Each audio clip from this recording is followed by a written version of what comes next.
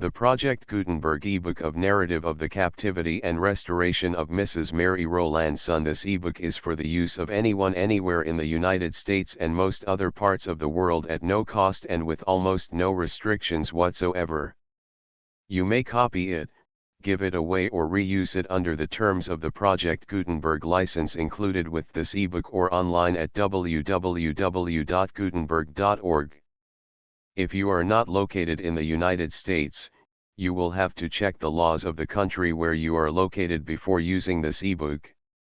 Title: Narrative of the Captivity and Restoration of Mrs. Mary Rowlandson. Author: Mary White Rowlandson. Release date: March 1, 1997. Ebook number 851. Most recently updated, February 7, 2013. Language: English. Credits: produced by an anonymous volunteer, and David Widger. Start of the Project Gutenberg ebook. Narrative of the Captivity and Restoration of Mrs. Mary Rowlandson. Narrative of the Captivity and Restoration of Mrs. Mary Rowlandson by Mrs. Mary Rowlandson. Contents: the first, remove the second, remove the third, remove the fourth, remove the fifth, remove the sixth, remove the seventh, remove the eighth, remove the ninth, remove the 10th, remove the 11th, remove the 12th, remove the 13th, remove the 14th, remove the 15th, remove the 16th, removal the 17th, remove the 18th, remove the 19th, remove the 20th, remove the sovereignty and goodness of God, together with the faithfulness of his promises displayed, being a narrative of the captivity and restoration of Mrs. Mary Rowlandson, commended by her, to all that desires to know the Lord's doings to, and dealings with her, especially to her dear children and relations. The second edition, sick corrected and amended. Written by her own hand for her private use, and now made public at the earnest desire of some friends, and for the benefit of the afflicted. Deuteronomy 32.39. See now that I, even I am he, and there is no God with me. I kill and I make alive, I wound and I heal, neither is there any can deliver out of my hand. On the 10th of February 1675, came the Indians with great numbers upon Lancaster. Their first coming was about sunrising. Hearing the noise of some guns, we looked out. Several houses were burning, and the smoke ascending to heaven. There were 5 persons taken in one house, the father, and the mother and a sucking child. They knocked on the head, the other 2 they took and carried away alive. There were 2 others, who being out of their garrison upon some occasion were set upon. One was knocked on the head, the other escaped. Another there was who running along was shot and wounded, and fell down. He begged of them his life, promising them money, as they told me, but they would not hearken to him, but knocked him in head, and stripped him naked, and split open his bowels. Another, seeing many of the Indians about his barn, ventured and went out, but was quickly shot down. There were 3 others belonging to the same garrison who were killed. The Indians, getting up upon the roof of the barn, had advantage to shoot down upon them over their fortification. Thus these murderous wretches went on, burning, and destroying before them. At length they came and beset our own house, and quickly it was the dolefullest day that ever mine eyes saw. The house stood upon the edge of a hill. Some of the Indians got behind the hill, others into the barn, and others behind anything that could shelter them, from all which places they shot against the house, so that the bullets seemed to fly like hail, and quickly they wounded one man among us, then another, and then a third. About 2 hours, according to my observation, in that amazing time, they had been about the house before they prevailed to fire it, which they did with flax and hemp, which they brought out of the barn, and there being no defense about the house, only 2 flankers at 2 opposite corners and one of them not finished, they fired it once and one ventured out and quenched it, but they quickly fired it again, and that took. Now is the dreadful hour come, that I have often heard of, in time of war, as it was the case of others, but now mine eyes see it. Some in our house were fighting for their lives, others wallowing in their blood, the house on fire over our heads, and the bloody heathen ready to knock us on the head, if we stirred out. Now might we hear mothers and children crying out for themselves, and one another, Lord, what shall we do? Then I took my children, and one of my sisters, hers, to go forth and leave the house, but as soon as we came to the door and appeared, the Indians shot so thick that the bullets rattled against the house, as if one had taken an handful of stones and threw them, so that we were fain to give back. We had 6 stout dogs belonging to our garrison, but none of them would stir, though another time, if any Indian had come to the door, they were ready to fly upon him and tear him down. The Lord hereby would make us the more acknowledge his hand, and to see that our help is always in him. But out we must go, the fire increasing, and coming along behind us, roaring, and the Indians gaping before us with their guns, spears, and hatchets to devour us. No sooner were we out of the house, but my brother-in-law, being before wounded, in defending the house, in or near the throat, fell down dead, whereat the Indians scornfully shouted, and hallowed, and were presently upon him, stripping off his clothes, the bullets flying thick, one went through my side, and the same, as would seem, through the bowels and hand of my dear child in my arms. One of my elder sister's children, named William, had then his leg broken, which the Indians perceiving, they knocked him on his head. Thus were we butchered by those merciless heathen, standing amazed, with the blood running down to our heels. My eldest sister being yet in the house, and seeing those woeful sights, the infidels hauling mothers one way, and children another, and some wallowing in their blood, and her elder son telling her that her son William was dead, and myself was wounded, she said, and Lord, let me die with them, which was no sooner said, but she was struck with a bullet, and fell down dead over the threshold. I hope she is reaping the fruit of her good labors, being faithful to the service of God in her place. In her younger years she lay under much trouble upon spiritual accounts, till it pleased God to make that precious scripture take hold of her heart, and he said unto me, My grace is sufficient for thee, 2 Corinthians 12:9. More than 20 years after, I have heard her tell how sweet and comfortable that place was to her. But to return, the Indians laid hold of us, pulling me one way, and the children another, and said, Come go along with us. I told them they would kill me. They answered, if I were willing to go along with them, they would not hurt me. Oh, the doleful sight that now was to behold at this house! Come, behold the works of the Lord, what desolations he has made in the earth. Of 37 persons who were in this one house, none escaped either present death, or a bitter captivity, save only one, who might say as he, and I only am escaped alone to tell the news. Job 1.15. There were 12 killed, some shot, some stabbed with their spears, some knocked down with their hatchets. When we are in prosperity, oh the little that we think of such dreadful sights, and to see our dear friends, and relations lie bleeding out their heart blood upon the ground. There was one who was chopped into the head with a hatchet, and stripped naked, and yet was crawling up and down. It is a solemn sight to see so many Christians lying in their blood, some here, and some there, like a company of sheep torn by wolves, all of them stripped naked by a company of hellhounds, roaring, singing, ranting, and insulting, as if they would have torn our very hearts out, yet the Lord by his almighty power preserved a number of us from death, for there were 24 of us taken alive and carried captive. I had often before this said that if the Indians should come, I should choose rather to be killed by them than taken alive, but when it came to the trial my mind changed, their glittering weapons so daunted my spirit, that I chose rather to go along with those, as I may say, ravenous beasts, than that moment to end my days, and that I may the better declare what happened to me during that grievous captivity, I shall particularly speak of the several removes we had up and down the wilderness. The first remove: now away we must go with those barbarous creatures, with our bodies wounded and bleeding, and our hearts no less than our bodies.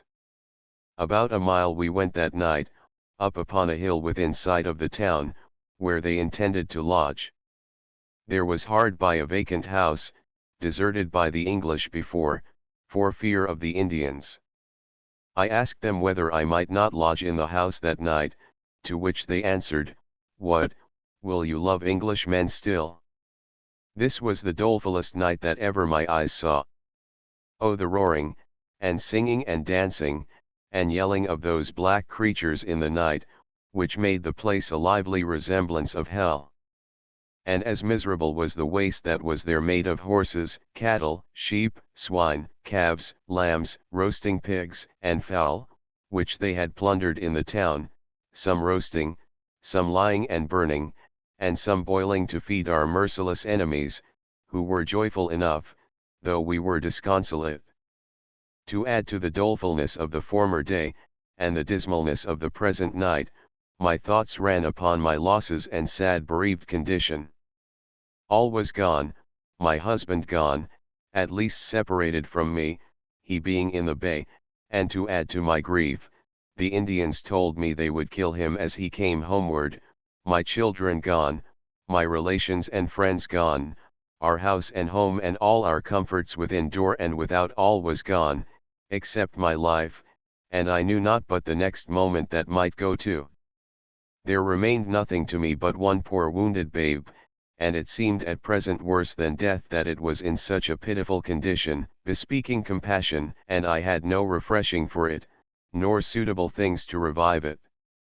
Little do many think what is the savageness and brutishness of this barbarous enemy, even those that seem to profess more than others among them, when the English have fallen into their hands. Those 7 that were killed at Lancaster the summer before upon a Sabbath day, and the one that was afterward killed upon a weekday, were slain and mangled in a barbarous manner, by One-Eyed John, and Marlborough's praying Indians, which Captain Moseley brought to Boston, as the Indians told me. The second remove: but now, the next morning, I must turn my back upon the town, and travel with them into the vast and desolate wilderness, I knew not whither. It is not my tongue, or pen, can express the sorrows of my heart, and bitterness of my spirit that I had at this departure, but God was with me in a wonderful manner, carrying me along, and bearing up my spirit, that it did not quite fail. One of the Indians carried my poor wounded babe upon a horse, it went moaning all along, "I shall die, I shall die." I went on foot after it, with sorrow that cannot be expressed. At length I took it off the horse, and carried it in my arms till my strength failed, and I fell down with it. Then they set me upon a horse with my wounded child in my lap, and there being no furniture upon the horse's back, as we were going down a steep hill we both fell over the horse's head, at which they, like inhumane creatures, laughed, and rejoiced to see it, though I thought we should there have ended our days, as overcome with so many difficulties. But the Lord renewed my strength still, and carried me along, that I might see more of his power, yea, so much that I could never have thought of, had I not experienced it.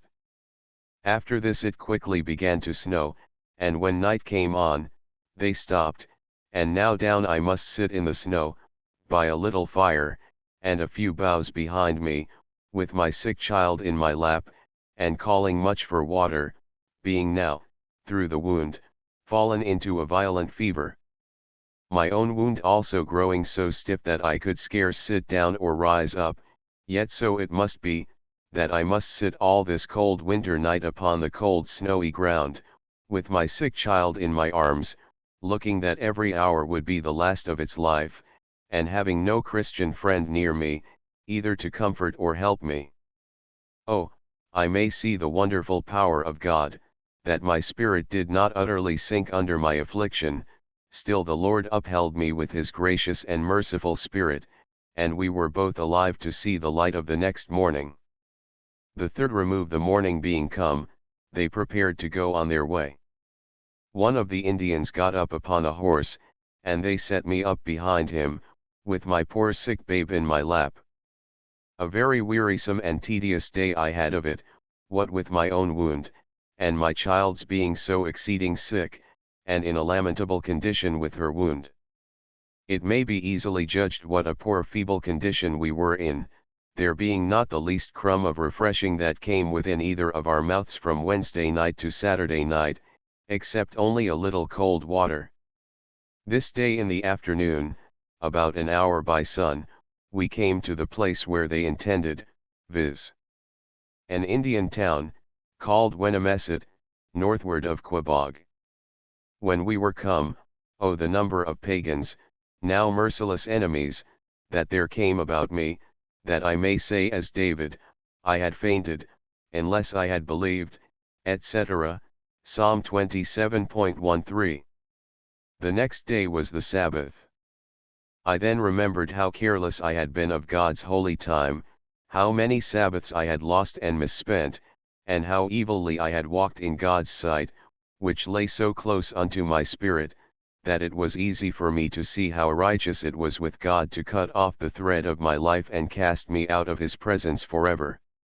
Yet the Lord still showed mercy to me, and upheld me, and as he wounded me with one hand, so he healed me with the other. This day there came to me one Robert Pepper, a man belonging to Roxbury, who was taken in Captain Beers's fight, and had been now a considerable time with the Indians, and up with them almost as far as Albany, to see King Philip, as he told me, and was now very lately come into these parts. Hearing, I say, that I was in this Indian town, he obtained leave to come and see me. He told me he himself was wounded in the leg at Captain Beer's fight, and was not able some time to go, but as they carried him, and as he took oaken leaves and laid to his wound, and through the blessing of God he was able to travel again. Then I took oaken leaves and laid to my side, and with the blessing of God it cured me also, yet before the cure was wrought, I may say, as it is in Psalm 38.5-6, my wounds stink and are corrupt, I am troubled, I am bowed down greatly, I go mourning all the day long. I sat much alone with a poor wounded child in my lap, which moaned night and day, having nothing to revive the body, or cheer the spirits of her, but instead of that, sometimes one Indian would come and tell me 1 hour that your master will knock your child in the head, and then a second, and then a third, your master will quickly knock your child in the head. This was the comfort I had from them, miserable comforters are ye all, as he said. Thus 9 days I sat upon my knees, with my babe in my lap, till my flesh was raw again, my child being even ready to depart this sorrowful world. They bade me carry it out to another wigwam, I suppose because they would not be troubled with such spectacles, whither I went with a very heavy heart, and down I sat with the picture of death in my lap. About 2 hours in the night, my sweet babe like a lamb departed this life on February 18, 1675. It being about 6 years, and 5 months old. It was 9 days from the first wounding, in this miserable condition, without any refreshing of one nature or other, except a little cold water. I cannot but take notice how at another time I could not bear to be in the room where any dead person was, but now the case is changed, I must and could lie down by my dead babe, side by side all the night after. I have thought since of the wonderful goodness of God to me in preserving me in the use of my reason and senses in that distressed time, that I did not use wicked and violent means to end my own miserable life. In the morning, when they understood that my child was dead, they sent for me home to my master's wigwam. By my master in this writing, must be understood Quinapin, who was a Sagamore, and married King Philip's wife's sister, not that he first took me, but I was sold to him by another Narragansett Indian, who took me when first I came out of the garrison. I went to take up my dead child in my arms to carry it with me, but they bid me let it alone, there was no resisting, but go I must and leave it. When I had been at my master's wigwam, I took the first opportunity one could get to go look after my dead child.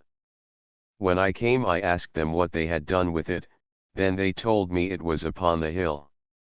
Then they went and showed me where it was, where I saw the ground was newly digged, and there they told me they had buried it. There I left that child in the wilderness, and must commit it, and myself also in this wilderness condition, to him who is above all. God having taken away this dear child, I went to see my daughter Mary, who was at this same Indian town, at a wigwam not very far off, though we had little liberty or opportunity to see one another. She was about 10 years old, and taken from the door at first by a praying ind and afterward sold for a gun. When I came in sight, she would fall a weeping, at which they were provoked, and would not let me come near her, but bade me be gone, which was a heart-cutting word to me. I had one child dead, another in the wilderness, I knew not where, the third they would not let me come near to, me, as he said, have ye bereaved of my children, Joseph is not, and Simeon is not, and ye will take Benjamin also, all these things are against me. I could not sit still in this condition, but kept walking from one place to another. And as I was going along, my heart was even overwhelmed with the thoughts of my condition, and that I should have children, and a nation which I knew not, ruled over them. Whereupon I earnestly entreated the Lord, that he would consider my low estate, and show me a token for good, and if it were his blessed will, some sign and hope of some relief.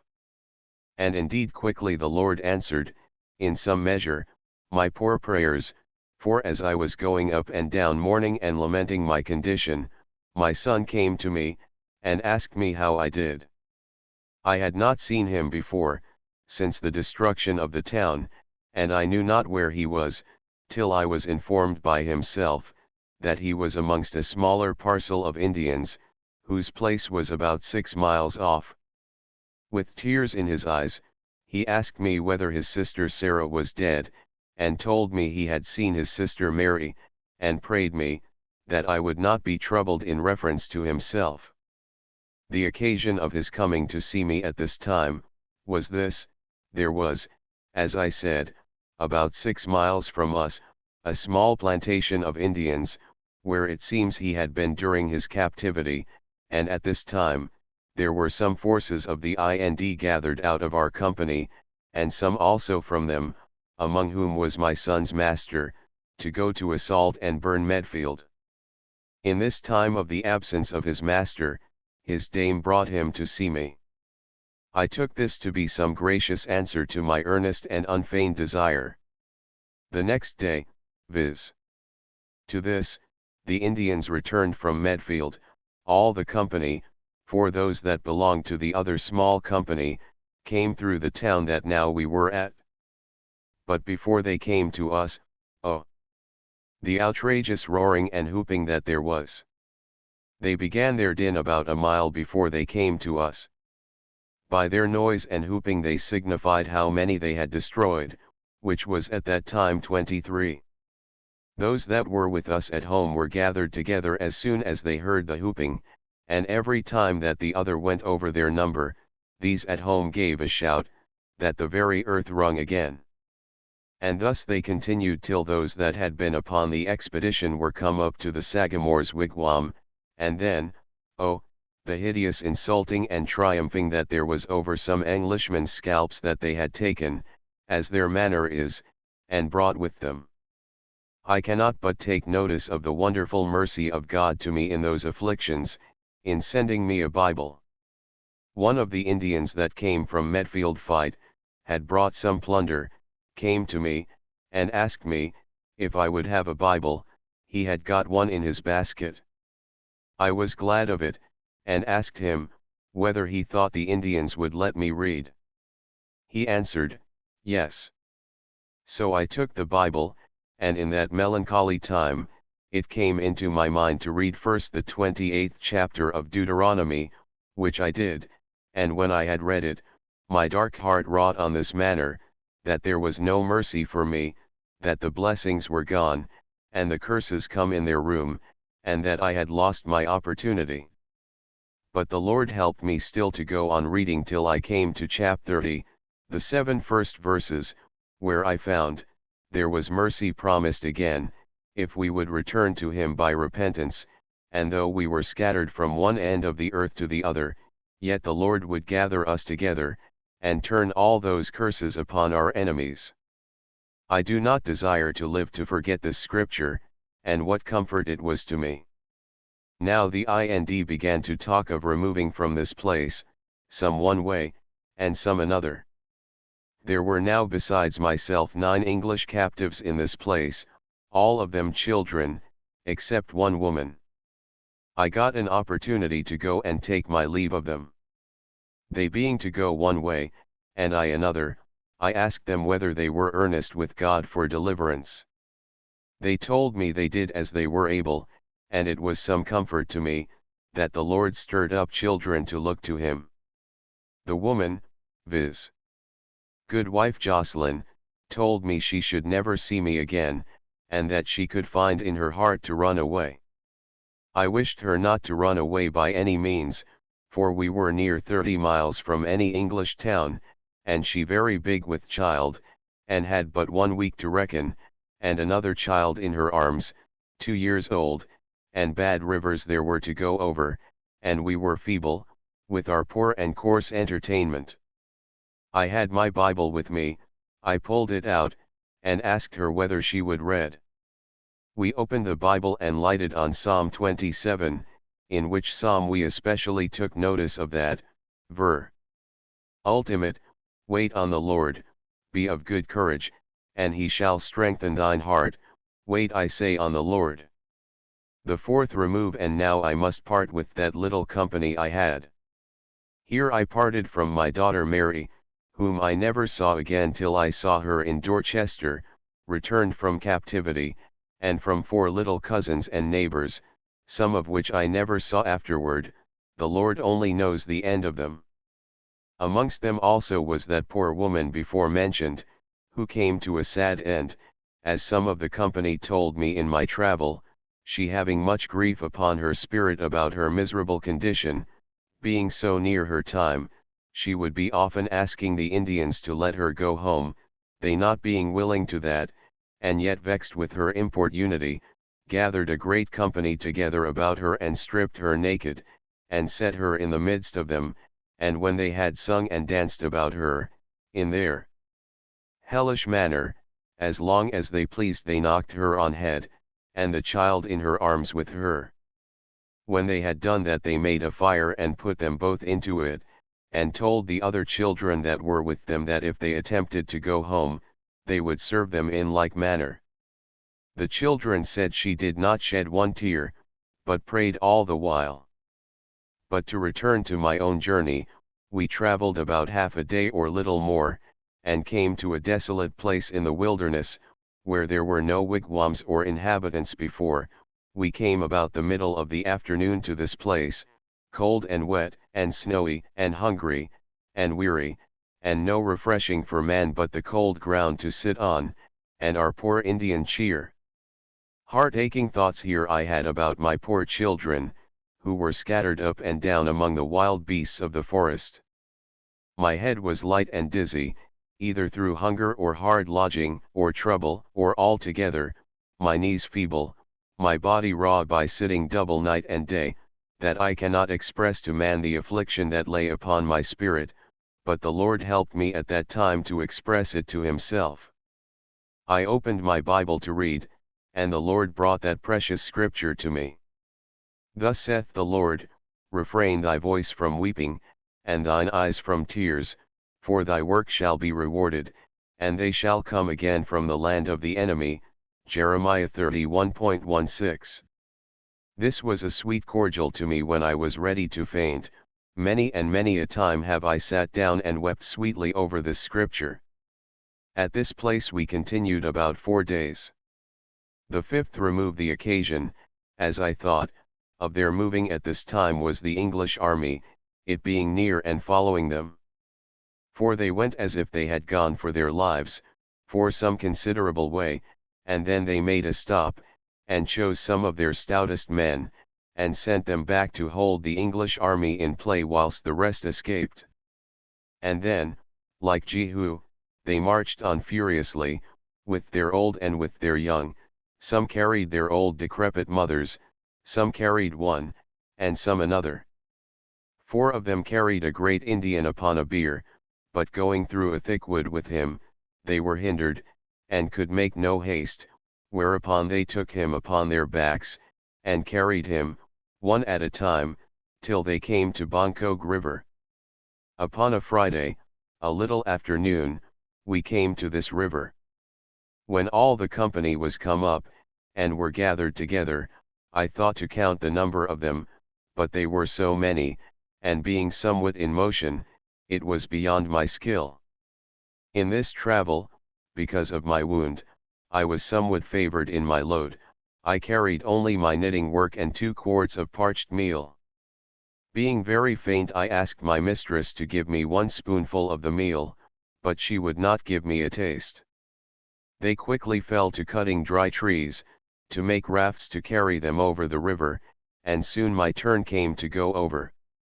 By the advantage of some brush which they had laid upon the raft to sit upon, I did not wet my foot, which many of themselves at the other end were mid-leg deep, which cannot but be acknowledged as a favor of God to my weakened body, it being a very cold time. I was not before acquainted with such kind of doings or dangers. When thou passest through the waters I will be with thee, and through the rivers they shall not overflow thee. Isaiah 43.2. A certain number of us got over the river that night, but it was the night after the Sabbath before all the company was got over. On the Saturday they boiled an old horse's leg which they had got, and so we drank of the broth, as soon as they thought it was ready, and when it was almost all gone, they filled it up again. The first week of my being among them I hardly ate anything. The second week I found my stomach grow very faint for want of something, and yet it was very hard to get down their filthy trash. But the third week, though I could think how formerly my stomach would turn against this or that, and I could starve and die before I could eat such things, yet they were sweet and savory to my taste. I was at this time knitting a pair of white cotton stockings for my mistress, and had not yet wrought upon a Sabbath day. When the Sabbath came they bade me go to work. I told them it was the Sabbath day, and desired them to let me rest, and told them I would do as much more tomorrow, to which they answered me they would break my face. And here I cannot but take notice of the strange providence of God in preserving the heathen. They were many hundreds, old and young, some sick and some lame, many had papooses at their backs. The greatest number at this time with us were squaws, and they travelled with all they had, bag and baggage, and yet they got over this river aforesaid, and on Monday they set their wigwams on fire, and away they went. On that very day came the English army after them to this river, and saw the smoke of their wigwams, and yet this river put a stop to them. God did not give them courage or activity to go over after us. We were not ready for so great a mercy as victory and deliverance. If we had been, God would have found out a way for the English to have passed this river, as well as for the Indians with their squaws and children, and all their luggage. Oh, that my people had hearkened to me, and Israel had walked in my ways, I should soon have subdued their enemies, and turned my hand against their adversaries. Psalm 81.13-14. The 6th remove on Monday, as I said, they set their wigwams on fire and went away. It was a cold morning, and before us there was a great brook with ice on it. Some waded through it, up to the knees and higher, but others went till they came to a beaver dam, and I amongst them, where through the good providence of God, I did not wet my foot. I went along that day mourning and lamenting, leaving farther my own country, and traveling into a vast and howling wilderness, and I understood something of Lot's wife's temptation, when she looked back. We came that day to a great swamp, by the side of which we took up our lodging that night. When I came to the brow of the hill, that looked toward the swamp, I thought we had been come to a great Indian town, though there were none but our own company. The Indians were as thick as the trees, it seemed as if there had been 1,000 hatchets going at once. If one looked before one there was nothing but Indians, and behind one, nothing but Indians, and so on either hand, I myself in the midst, and no Christian soul near me, and yet how hath the Lord preserved me in safety? Oh, the experience that I have had of the goodness of God, to me and mine. The seventh remove after a restless and hungry night there, we had a wearisome time of it the next day. The swamp by which we lay was, as it were, a deep dungeon, and an exceeding high and steep hill before it. Before I got to the top of the hill, I thought my heart and legs, and all would have broken, and failed me. What, through faintness and soreness of body, it was a grievous day of travel to me. As we went along, I saw a place where English cattle had been.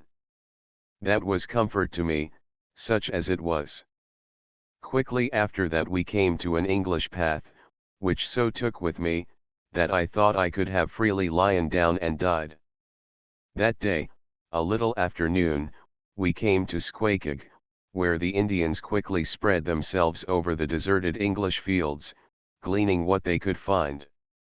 Some picked up ears of wheat that were crickled down, some found ears of Indian corn, some found ground nuts, and others sheaves of wheat that were frozen together in the shock, and went to threshing of them out.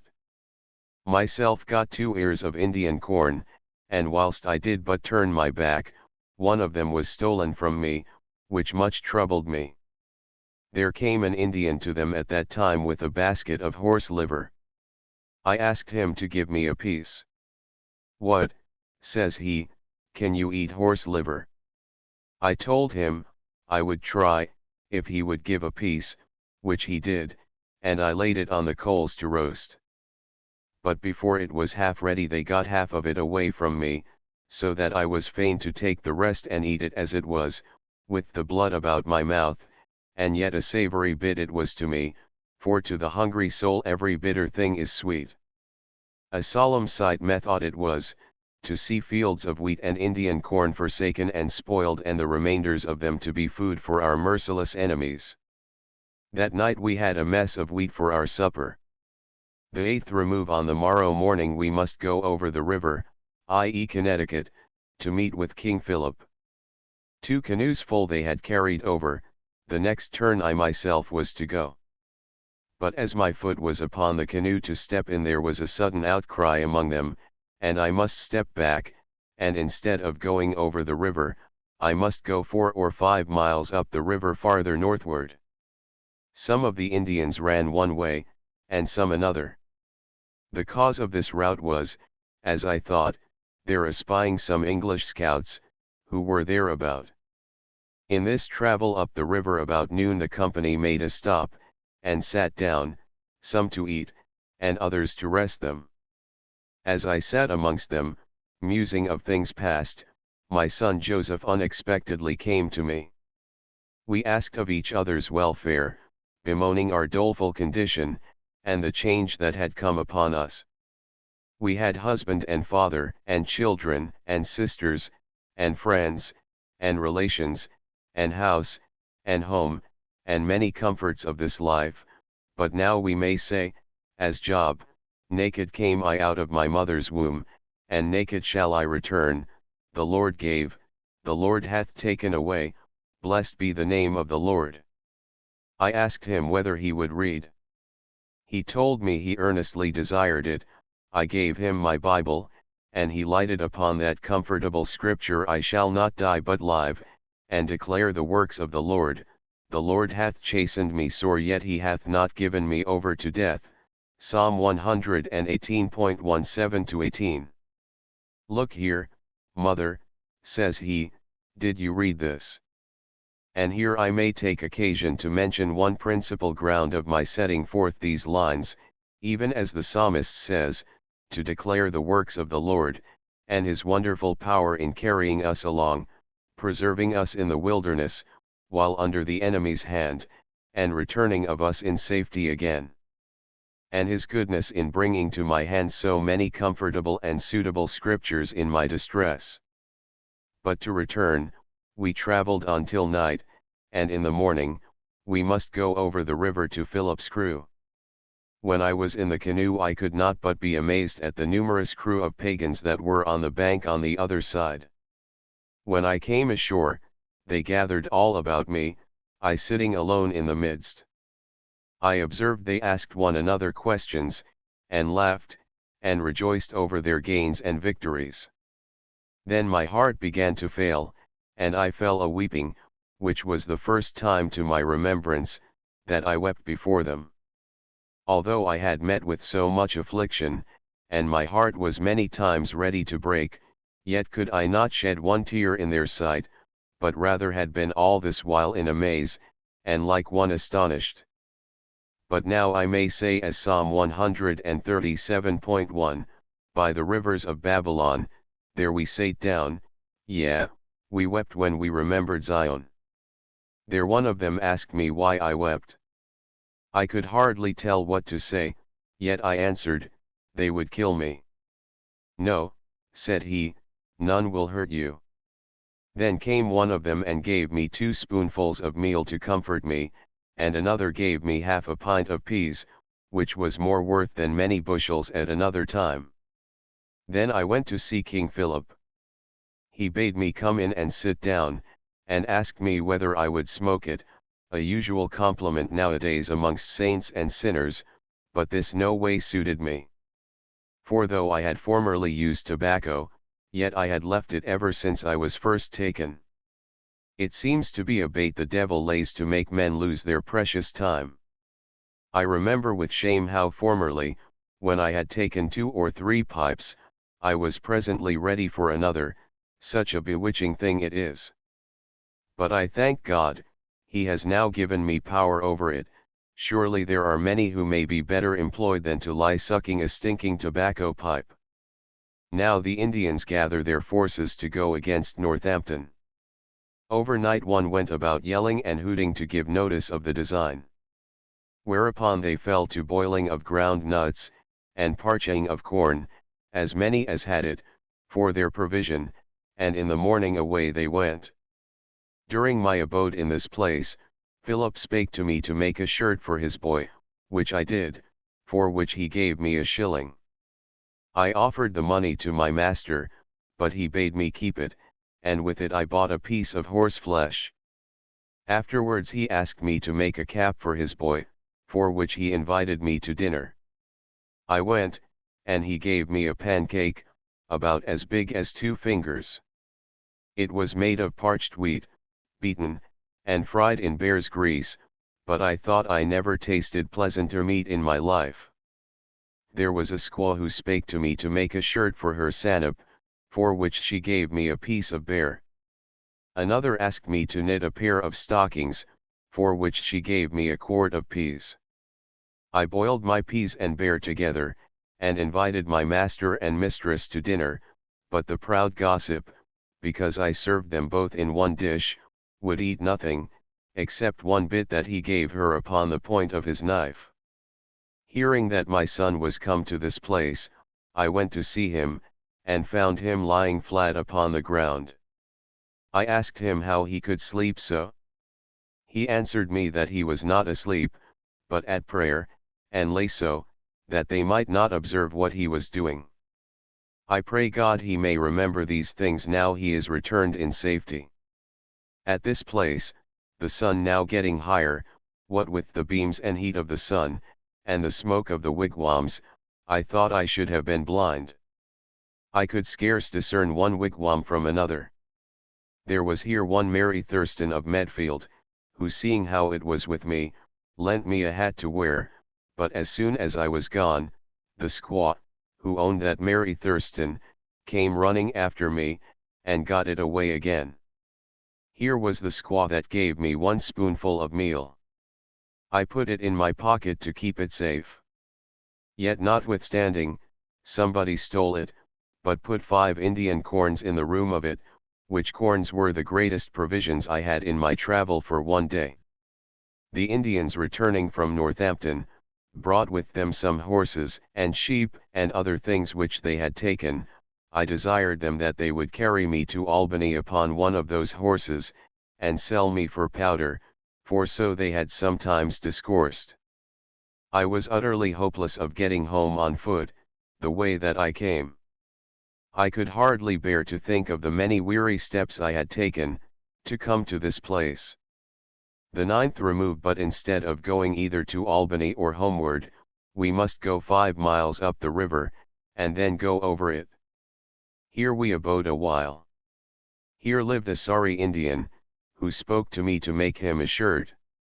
When I had done it, he would pay me nothing.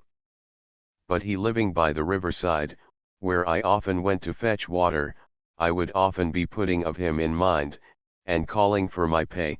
At last he told me if I would make another shirt, for a papoose not yet born, he would give me a knife, which he did when I had done it. I carried the knife in, and my master asked me to give it him, and I was not a little glad that I had anything that they would accept of, and be pleased with. When we were at this place, my master's maid came home. She had been gone 3 weeks into the Narragansett country to fetch corn, where they had stored up some in the ground. She brought home about a peck and half of corn. This was about the time that their great captain, Nonantu, was killed in the Narragansett country. My son being now about a mile from me, I asked liberty to go and see him. They bade me go, and away I went, but quickly lost myself, traveling over hills and through swamps, and could not find the way to him. And I cannot but admire at the wonderful power and goodness of God to me, in that, though I was gone from home, and met with all sorts of Indians, and those I had no knowledge of, and there being no Christian soul near me, yet not one of them offered the least imaginable miscarriage to me. I turned homeward again, and met with my master. He showed me the way to my son. When I came to him I found him not well, and withal he had a boil on his side, which much troubled him. We bemoaned one another a while, as the Lord helped us, and then I returned again. When I was returned, I found myself as unsatisfied as I was before. I went up and down mourning and lamenting, and my spirit was ready to sink with the thoughts of my poor children. My son was ill, and I could not but think of his mournful looks, and no Christian friend was near him, to do any office of love for him, either for soul or body. And my poor girl, I knew not where she was, nor whether she was sick, or well, or alive, or dead. I repaired under these thoughts to my Bible, my great comfort in that time, and that scripture came to my hand, "Cast thy burden upon the Lord, and he shall sustain thee," Psalm 55.22. But I was fain to go and look after something to satisfy my hunger, and going among the wigwams, I went into one and there found a squaw who showed herself very kind to me, and gave me a piece of bear. I put it into my pocket, and came home, but could not find an opportunity to broil it, for fear they would get it from me, and there it lay all that day and night in my stinking pocket. In the morning I went to the same squaw, who had a kettle of ground nuts boiling. I asked her to let me boil my piece of bear in her kettle, which she did, and gave me some ground nuts to eat with it, and I cannot but think how pleasant it was to me. I have sometimes seen bear baked very handsomely among the English, and some like it, but the thought that it was bear made me tremble. But now that was savory to me that one would think was enough to turn the stomach of a brute creature. One bitter cold day I could find no room to sit down before the fire. I went out, and could not tell what to do, but I went into another wigwam, where they were also sitting round the fire, but the squaw laid a skin for me, and bid me sit down, and gave me some ground nuts, and bade me come again, and told me they would buy me, if they were able, and yet these were strangers to me that I never saw before. The 10th remove that day a small part of the company removed about 3/4 of a mile, intending further the next day. When they came to the place where they intended to lodge, and had pitched their wigwams, being hungry, I went again back to the place we were before at, to get something to eat, being encouraged by the squaw's kindness, who bade me come again. When I was there came an Indian to look after me, who when he had found me, kicked me all along.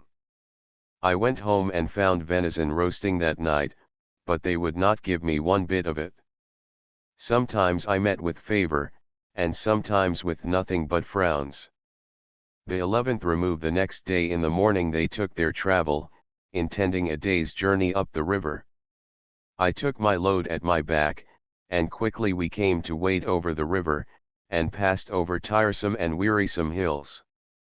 One hill was so steep that I was fain to creep up upon my knees, and to hold by the twigs and bushes to keep myself from falling backward.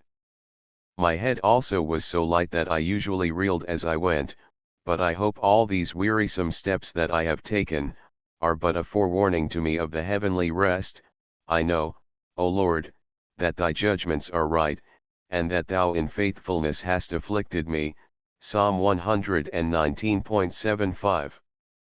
The 12th remove it was upon a Sabbath day morning, that they prepared for their travel. This morning I asked my master whether he would sell me to my husband. He answered me nux, which did much rejoice my spirit. My mistress, before we went, was gone to the burial of a papoose, and returning, she found me sitting and reading in my Bible. She snatched it hastily out of my hand, and threw it out of doors. I ran out and catched it up, and put it into my pocket, and never let her see it afterward.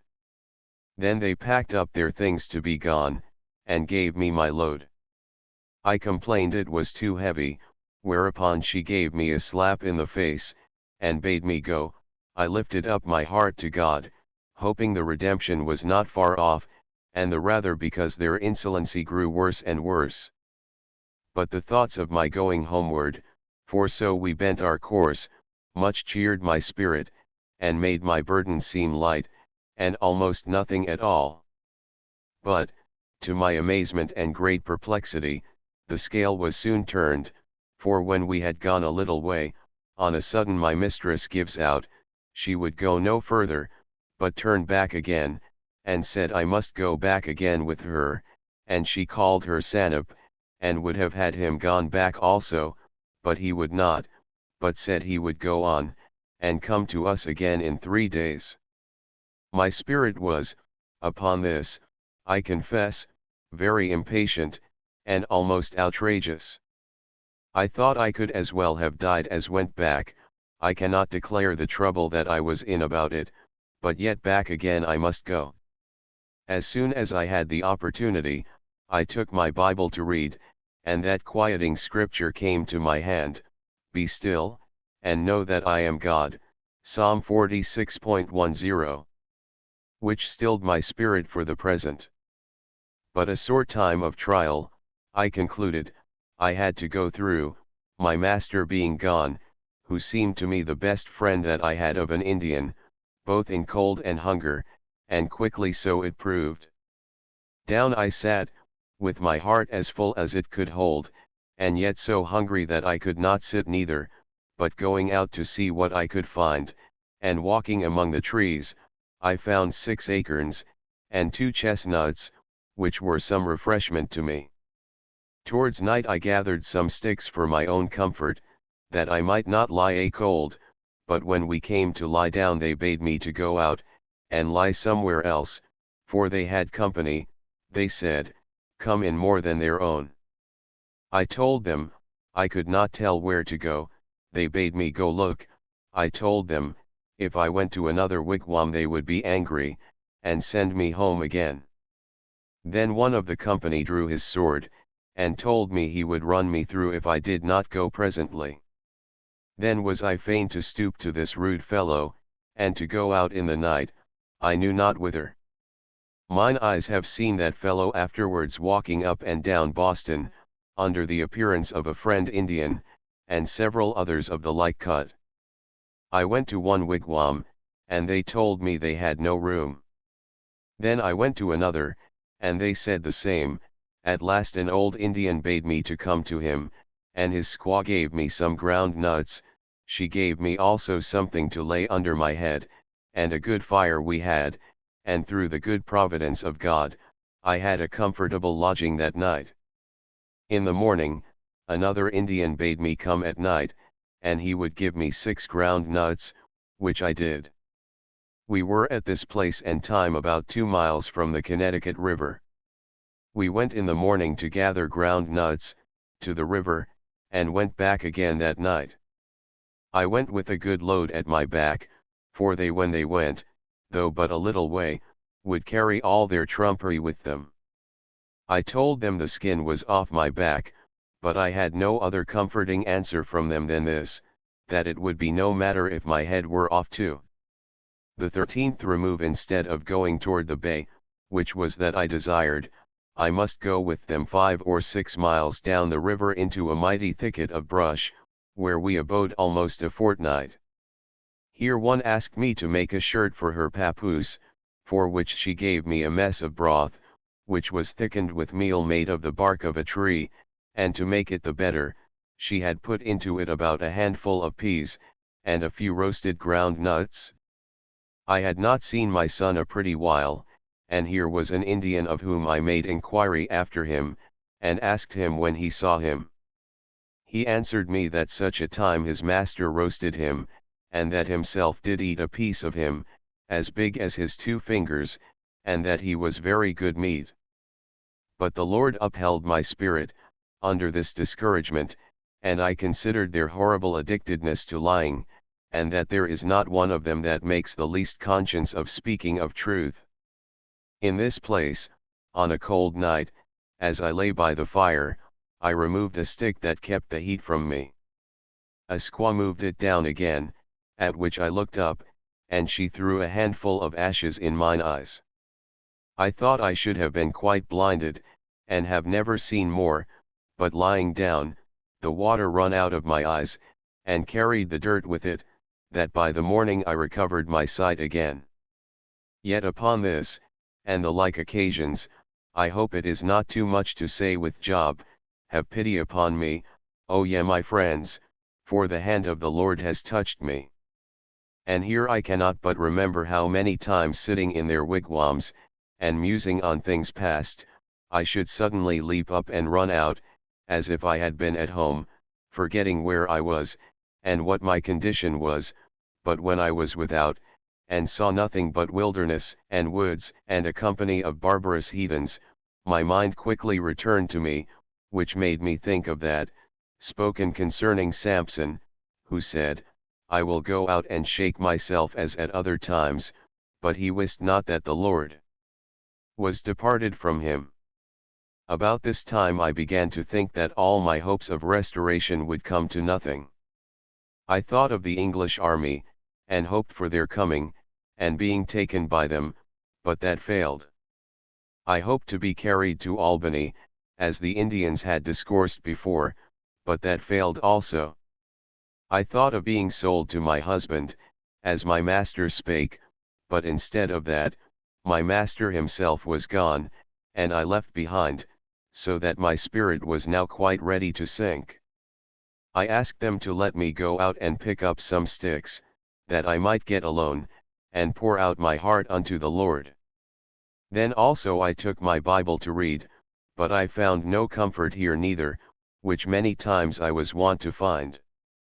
So easy a thing it is with God to dry up the streams of Scripture comfort from us. Yet I can say, that in all my sorrows and afflictions, God did not leave me to have my impatience work towards himself, as if his ways were unrighteous. But I knew that he laid upon me less than I deserved.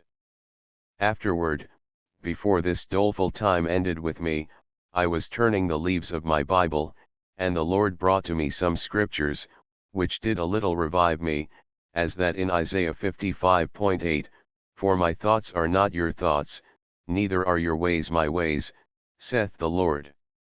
And also that in Psalm 37.5, commit thy way unto the Lord, trust also in him, and he shall bring it to pass. About this time they came yelping from Hadley, where they had killed 3 Englishmen, and brought 1 captive with them, viz. Thomas read. They all gathered about the poor man, asking him many questions. I desired also to go and see him, and when I came, he was crying bitterly, supposing they would quickly kill him. Whereupon I asked one of them, whether they intended to kill him. He answered me, they would not. He being a little cheered with that, I asked him about the welfare of my husband. He told me he saw him such a time in the bay, and he was well, but very melancholy. By which I certainly understood, though I suspected it before, that whatsoever the Indians told me respecting him was vanity and lies. Some of them told me he was dead, and they had killed him. Some said he was married again, and that the governor wished him to marry, and told him he should have his choice, and that all persuaded I was dead. So like were these barbarous creatures to him who was a liar from the beginning. As I was sitting once in the wigwam here, Philip's maid came in with the child in her arms, and asked me to give her a piece of my apron, to make a flap for it. I told her I would not. Then my mistress bade me give it, but still I said no. The maid told me if I would not give her a piece, she would tear a piece off it. I told her I would tear her coat then. With that my mistress rises up, and take up a stick big enough to have killed me, and struck at me with it. But I stepped out, and she struck the stick into the mat of the wigwam. But while she was pulling of it out I ran to the maid and gave her all my apron, and so that storm went over. Hearing that my son was come to this place, I went to see him, and told him his father was well, but melancholy. He told me he was as much grieved for his father as for himself. I wondered at his speech, for I thought I had enough upon my spirit in reference to myself, to make me mindless of my husband and everyone else, they being safe among their friends. He told me also, that a while before, his master, together with other Indians, were going to the French for powder, but by the way the Mohawks met with them, and killed 4 of their company, which made the rest turn back again, for it might have been worse with him, had he been sold to the French, than it proved to be in his remaining with the Indians. I went to see an English youth in this place, one John Gilbert of Springfield. I found him lying without doors, upon the ground. I asked him how he did. He told me he was very sick of a flux, with eating so much blood. They had turned him out of the wigwam, and with him an Indian papoose, almost dead, whose parents had been killed, in a bitter cold day, without fire or clothes. The young man himself had nothing on but his shirt and waistcoat. This sight was enough to melt a heart of flint. There they lay quivering in the cold, the youth round like a dog, the papoose stretched out with his eyes and nose and mouth full of dirt, and yet alive, and groaning. I advised John to go and get to some fire. He told me he could not stand, but I persuaded him still, lest he should lie there and die. And with much ado I got him to a fire, and went myself home. As soon as I was got home his master's daughter came after me, to know what I had done with the Englishman. I told her I had got him to a fire in such a place. Now had I need to pray Paul's prayer that we may be delivered from unreasonable and wicked men, 2 Thessalonians 3:2. For her satisfaction I went along with her, and brought her to him, but before I got home again it was noised about that I was running away and getting the English youth, along with me, that as soon as I came in they began to rant and domineer, asking me where I had been, and what I had been doing, and saying they would knock him on the head. I told them I had been seeing the English youth, and that I would not run away. They told me I lied, and taking up a hatchet, they came to me, and said they would knock me down if I stirred out again, and so confined me to the wigwam. Now may I say with David, I am in a great strait, 2 Samuel 24:14. If I keep in, I must die with hunger, and if I go out, I must be knocked in head. This distressed condition held that day, and half the next. And then the Lord remembered me, whose mercies are great. Then came an Indian to me with a pair of stockings that were too big for him, and he would have me ravel them out, and knit them fit for him. I showed myself willing, and bid him ask my mistress if I might go along with him a little way. She said yes, I might, but I was not a little refreshed with that news, that I had my liberty again. Then I went along with him, and he gave me some roasted ground nuts, which did again revive my feeble stomach. Being got out of her sight, I had time and liberty again to look into my Bible, which was my guide by day, and my pillow by night. Now that comfortable scripture presented itself to me, for a small moment have I forsaken thee, but with great mercies will I gather thee, Isaiah 54:7. Thus the Lord carried me along from one time to another, and made good to me this precious promise, and many others. Then my son came to see me, and I asked his master to let him stay a while with me, that I might comb his head, and look over him, for he was almost overcome with lice. He told me, when I had done, that he was very hungry, but I had nothing to relieve him, but bid him go into the wigwams as he went along, and see if he could get anything among them. Which he did, and it seems tarried a little too long, for his master was angry with him, and beat him, and then sold him. Then he came running to tell me he had a new master, and that he had given him some ground nuts already. Then I went along with him to his new master, who told me he loved him, and he should not want. So his master carried him away, and I never saw him afterward, till I saw him at Piscataqua in Portsmouth. That night they bade me go out of the wigwam again. My mistress's papoose was sick, and it died that night, and there was one benefit in it, that there was more room. I went to a wigwam, and they bade me come in, and gave me a skin to lie upon, and a mess of venison and ground nuts, which was a choice dish among them. On the morrow they buried the papoose, and afterward, both morning and evening, there came a company to mourn and howl with her, though I confess I could not much condole with them. Many sorrowful days I had in this place, often getting alone. Like a crane, or a swallow, so did I chatter, I did mourn as a dove, mine eyes ail with looking upward.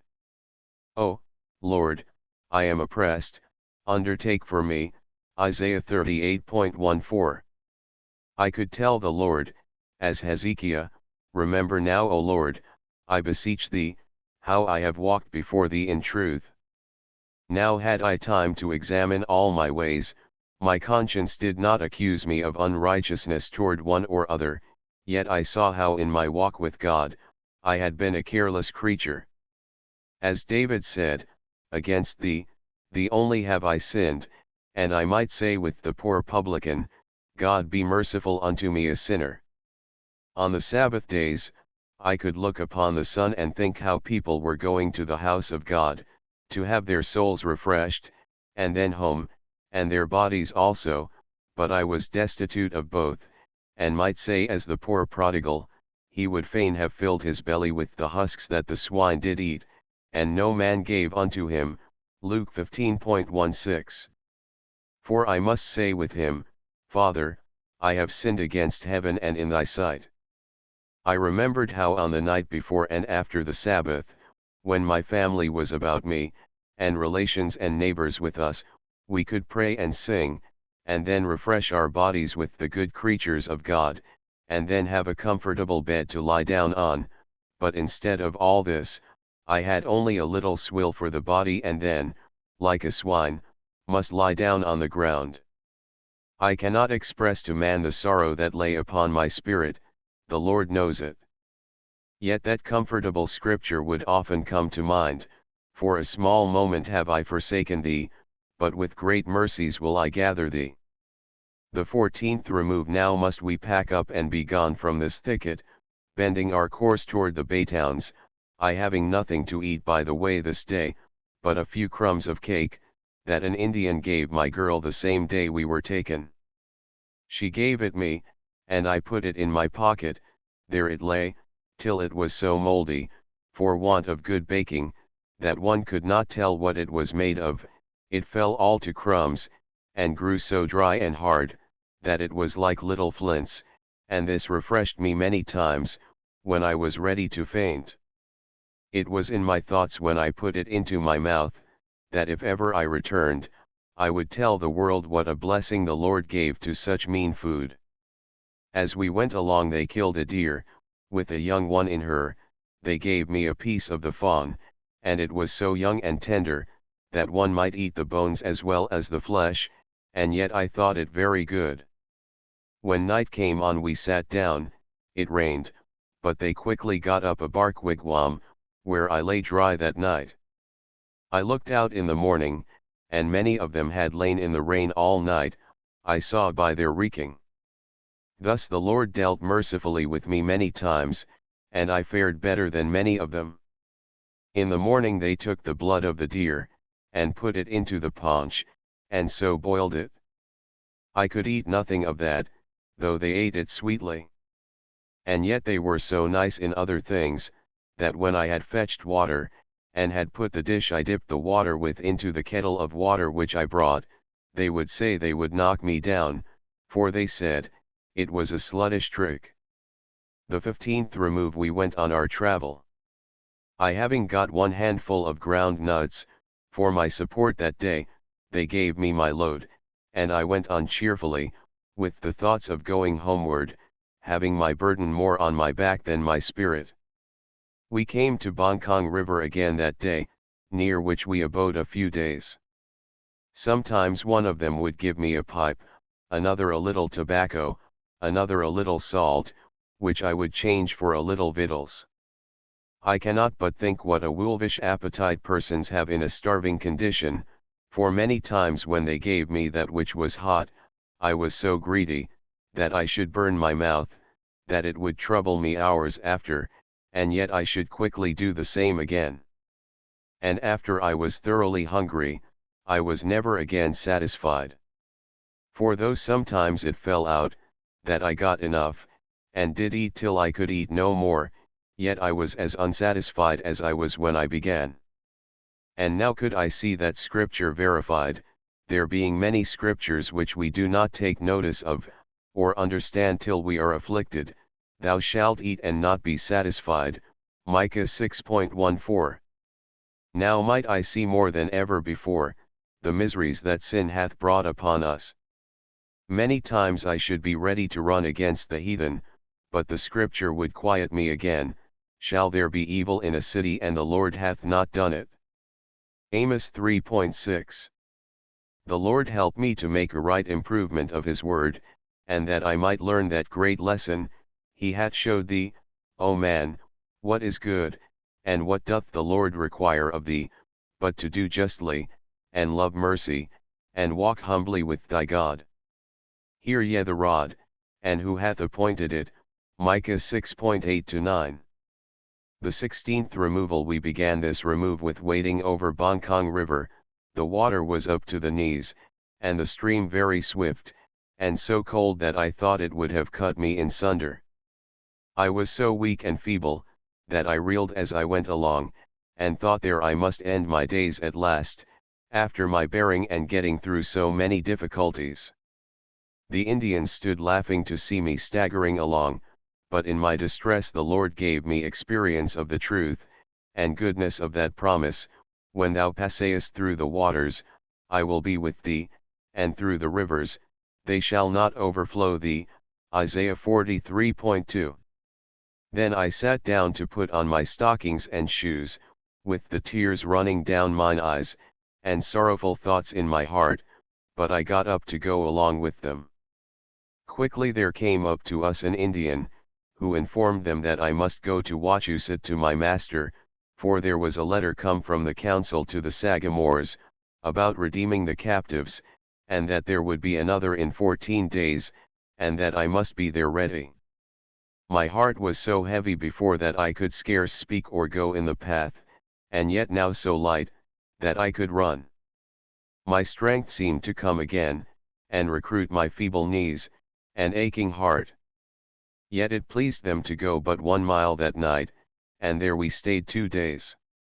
In that time came a company of Indians to us, near 30, all on horseback. My heart skipped within me, thinking they had been Englishmen at the first sight of them, for they were dressed in English apparel, with hats, white neckcloths, and sashes about their waists, and ribbons upon their shoulders, but when they came near, there was a vast difference between the lovely faces of Christians, and foul looks of those heathens, which much damped my spirit again. The 17th remove, a comfortable remove it was to me, because of my hopes. They gave me a pack, and along we went cheerfully, but quickly my will proved more than my strength, having little or no refreshing, my strength failed me, and my spirits were almost quite gone. Now may I say with David, I am poor and needy, and my heart is wounded within me. I am gone like the shadow when it declineth, I am tossed up and down like the locust, my knees are weak through fasting, and my flesh faileth of fatness. Psalm 119.22-24. At night we came to an Indian town, and the Indians sat down by a wigwam discoursing, but I was almost spent, and could scarce speak. I laid down my load, and went into the wigwam, and there sat an Indian boiling of horses' feet, they being wont to eat the flesh first, and when the feet were old and dried, and they had nothing else, they would cut off the feet and use them. I asked him to give me a little of his broth, or water they were boiling in. He took a dish, and gave me 1 spoonful of samp, and bid me take as much of the broth as I would. Then I put some of the hot water to the samp, and drank it up, and my spirit came again. He gave me also a piece of the ruff or ridding of the small guts, and I broiled it on the coals, and now may I say with Jonathan, see, I pray you, how mine eyes have been enlightened, because I tasted a little of this honey. 1 Samuel 14.29. Now is my spirit revived again, though means be never so inconsiderable, yet if the Lord bestow his blessing upon them, they shall refresh both soul and body. The 18th remove we took up our packs and along we went, but a wearisome day I had of it. As we went along I saw an Englishman stripped naked, and lying dead upon the ground, but knew not who it was. Then we came to another Indian town, where we stayed all night. In this town there were 4 English children, captives, and one of them my own sister's. I went to see how she did, and she was well, considering her captive condition. I would have tarried that night with her, but they that owned her would not suffer it. Then I went into another wigwam, where they were boiling corn and beans, which was a lovely sight to see, but I could not get a taste thereof. Then I went to another wigwam, where there were 2 of the English children, the squaw was boiling horses' feet, then she cut me off a little piece, and gave one of the English children a piece also. Being very hungry I had quickly eat up mine, but the child could not bite it, it was so tough and sinewy, but lay sucking, gnawing, chewing and slabbering of it in the mouth and hand. Then I took it of the child, and eat it myself, and savory it was to my taste. Then I may say as Job 6.7, the things that my soul refused to touch are as my sorrowful meat. Thus the Lord made that pleasant refreshing, which another time would have been an abomination. Then I went home to my mistress's wigwam, and they told me I disgraced my master with begging, and if I did so any more, they would knock me in the head. I told them, they had as good knock me in head as starve me to death. The 19th remove they said, when we went out, that we must travel to Wachusett this day. But a bitter weary day I had of it, traveling now 3 days together, without resting any day between. At last, after many weary steps, I saw Wachusett Hills, but many miles off. Then we came to a great swamp, through which we traveled, up to the knees in mud and water, which was heavy going to one tired before. Being almost spent, I thought I should have sunk down at last, and never got out, but I may say, as in Psalm 94.18, when my foot slipped, Thy mercy, O Lord, held me up. Going along, having indeed my life, but little spirit, Philip, who was in the company, came up and took me by the hand, and said, 2 weeks more and you shall be mistress again. I asked him, if he spake true? He answered, Yes, and quickly you shall come to your master again, who had been gone from us 3 weeks. After many weary steps we came to Wachusett, where he was, and glad I was to see him. He asked me, when I washed me. I told him not this month. Then he fetched me some water himself, and bid me wash, and gave me the glass to see how I looked, and bid his squaw give me something to eat. So she gave me a mess of beans and meat, and a little ground nut cake. I was wonderfully revived with this favor showed me. He made them also to be pitied of all those that carried them captives, Psalm 106.46. My master had 3 squaws, living sometimes with one, and sometimes with another one, this old squaw, at whose wigwam I was, and with whom my master had been those 3 weeks. Another was what I more Weetamoo with whom I had lived and served all this while. A severe and proud dame she was, bestowing every day in dressing herself neat as much time as any of the gentry of the land, powdering her hair, and painting her face, going with necklaces, with jewels in her ears, and bracelets upon her hands. When she had dressed herself, her work was to make girdles of wampum and beads. The third squaw was a younger one, by whom he had 2 papooses. By the time I was refreshed by the old squaw, with whom my master was, Weetamoo's maid came to call me home, at which I fell a-weeping. Then the old squaw told me, to encourage me, that if I wanted victuals, I should come to her, and that I should lie there in her wigwam. Then I went with the maid, and quickly came again and lodged there. The squaw laid a mat under me, and a good rug over me, the first time I had any such kindness showed me. I understood that Weetamoo thought that if she should let me go and serve with the old squaw, she would be in danger to lose not only my service, but the redemption pay also. And I was not a little glad to hear this, being by it raised in my hopes, that in God's due time there would be an end of this sorrowful hour. Then came an Indian, and asked me to knit him 3 pair of stockings, for which I had a hat, and a silk handkerchief. Then another asked me to make her a shift, for which she gave me an apron. Then came Tom and Peter, with the second letter from the council, about the captives. Though they were Indians, I got them by the hand, and burst out into tears. My heart was so full that I could not speak to them, but recovering myself, I asked them how my husband did, and all my friends and acquaintance. They said, they are all very well but melancholy. They brought me 2 biscuits, and a pound of tobacco. The tobacco I quickly gave away. When it was all gone, one asked me to give him a pipe of tobacco.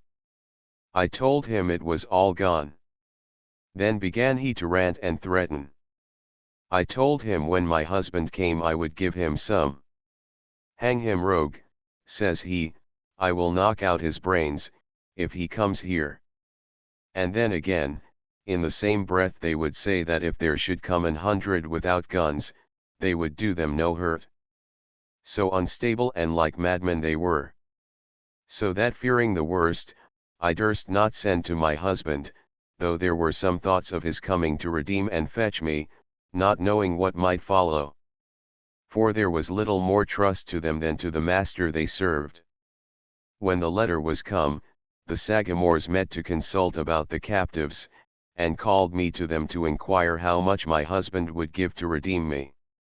When I came I sat down among them, as I was wont to do, as their manner is. Then they bade me stand up, and said they were the general court. They bid me speak what I thought he would give. Now knowing that all we had was destroyed by the Indians, I was in a great strait. I thought if I should speak of but a little it would be slighted, and hinder the matter; if of a great sum, I knew not where it would be procured. Yet at a venture I said £20, yet desired them to take less. But they would not hear of that, but sent that message to Boston, that for £20 I should be redeemed. It was a praying Indian that wrote their letter for them. There was another praying Indian, who told me, that he had a brother, that would not eat horse; his conscience was so tender and scrupulous, though as large as hell, for the destruction of poor Christians. Then he said, he read that scripture to him, there was a famine in Samaria, and behold they besieged it, until an ass's head was sold for 80 pieces of silver, and the fourth part of a cab of dove's dung for 5 pieces of silver, 2 Kings 6.25. He expounded this place to his brother, and showed him that it was lawful to eat that in a famine which is not at another time.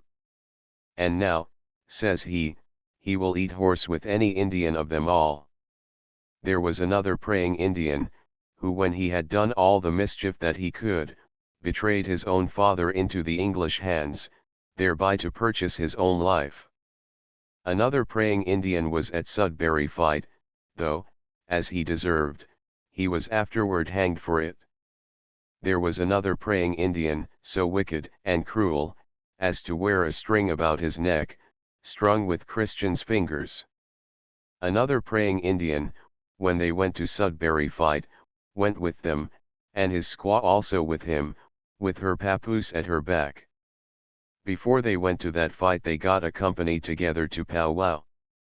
The manner was as followeth: there was one that kneeled upon a deer skin, with the company round him in a ring who kneeled, and striking upon the ground with their hands, and with sticks, and muttering or humming with their mouths. Besides him who kneeled in the ring, there also stood one with a gun in his hand. Then he on the deer skin made a speech, and all manifested assent to it, and so they did many times together. Then they bade him with the gun go out of the ring, which he did. But when he was out, they called him in again, but he seemed to make a stand, then they called the more earnestly, till he returned again. Then they all sang. Then they gave him 2 guns, in either hand one. And so he on the deer skin began again, and at the end of every sentence in his speaking, they all assented, humming or muttering with their mouths, and striking upon the ground with their hands. Then they bade him with the 2 guns go out of the ring again, which he did, a little way. Then they called him in again, but he made a stand. So they called him with greater earnestness, but he stood reeling and wavering as if he knew not whither he should stand or fall, or which way to go. Then they called him with exceeding great vehemency, all of them, one and another. After a little while he turned in, staggering as he went, with his arms stretched out, in either hand a gun. As soon as he came in they all sang and rejoiced exceedingly a while. And then he upon the deer skin, made another speech unto which they all assented in a rejoicing manner. And so they ended their business, and forthwith went to Sudbury fight. To my thinking they went without any scruple, but that they should prosper, and gain the victory. And they went out not so rejoicing, but they came home with as great a victory. For they said they had killed 2 captains and almost 100 men. One Englishman they brought along with them, and he said, it was too true, for they had made sad work at Sudbury, as indeed it proved. Yet they came home without that rejoicing and triumphing over their victory which they were wont to show at other times, but rather like dogs, as they say, which have lost their ears. Yet I could not perceive that it was for their own loss of men. They said they had not lost above 5 or 6, and I missed none, except in one wigwam.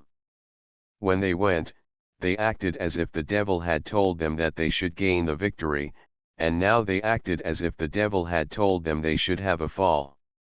Whether it were so or no, I cannot tell, but so it proved, for quickly they began to fall, and so held on that summer, till they came to utter ruin.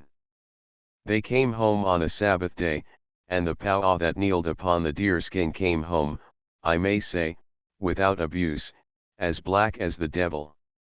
When my master came home, he came to me and bid me make a shirt for his papoose, of a Holland-laced pillow bear. About that time there came an Indian to me and bid me come to his wigwam at night, and he would give me some pork and ground nuts. Which I did, and as I was eating, another Indian said to me, "He seems to be your good friend, but he killed 2 Englishmen at Sudbury, and there lie their clothes behind you." I looked behind me, and there I saw bloody clothes, with bullet holes in them. Yet the Lord suffered not this wretch to do me any hurt. Yea, instead of that, he many times refreshed me, 5 or 6 times did he and his score refresh my feeble carcass. If I went to their wigwam at any time, they would always give me something, and yet they were strangers that I never saw before. Another squaw gave me a piece of fresh pork, and a little salt with it, and lent me her pen to fry it in, and I cannot but remember what a sweet, pleasant, and delightful relish that bit had to me, to this day. So little do we prize common mercies when we have them to the full. The 20th remove it was their usual manner to remove, when they had done any mischief, lest they should be found out, and so they did at this time. We went about 3 or 4 miles, and there they built a great wigwam, big enough to hold 100 Indians, which they did in preparation to a great day of dancing. They would say now amongst themselves, that the governor would be so angry for his loss at Sudbury, that he would send no more about the captives, which made me grieve and tremble. My sister being not far from the place where we now were, and hearing that I was here, desired her master to let her come and see me, and he was willing to it, and would go with her, but she being ready before him, told him she would go before, and was come within a mile or 2 of the place. Then he overtook her, and began to rant as if he had been mad, and made her go back again in the rain, so that I never saw her till I saw her in Charlestown. But the Lord requited many of their ill doings, for this Indian her master, was hanged afterward at Boston. The Indians now began to come from all quarters, against their merry dancing day. Among some of them came one good wife Kettle. I told her my heart was so heavy that it was ready to break. "So is mine too," said she, but yet said, "I hope we shall hear some good news shortly." I could hear how earnestly my sister desired to see me, and I as earnestly desired to see her, and yet neither of us could get an opportunity. My daughter was also now about a mile off, and I had not seen her in 9 or 10 weeks, as I had not seen my sister since our first taking. I earnestly desired them to let me go and see them, yea, I entreated, begged, and persuaded them, but to let me see my daughter, and yet so hard-hearted were they, that they would not suffer it.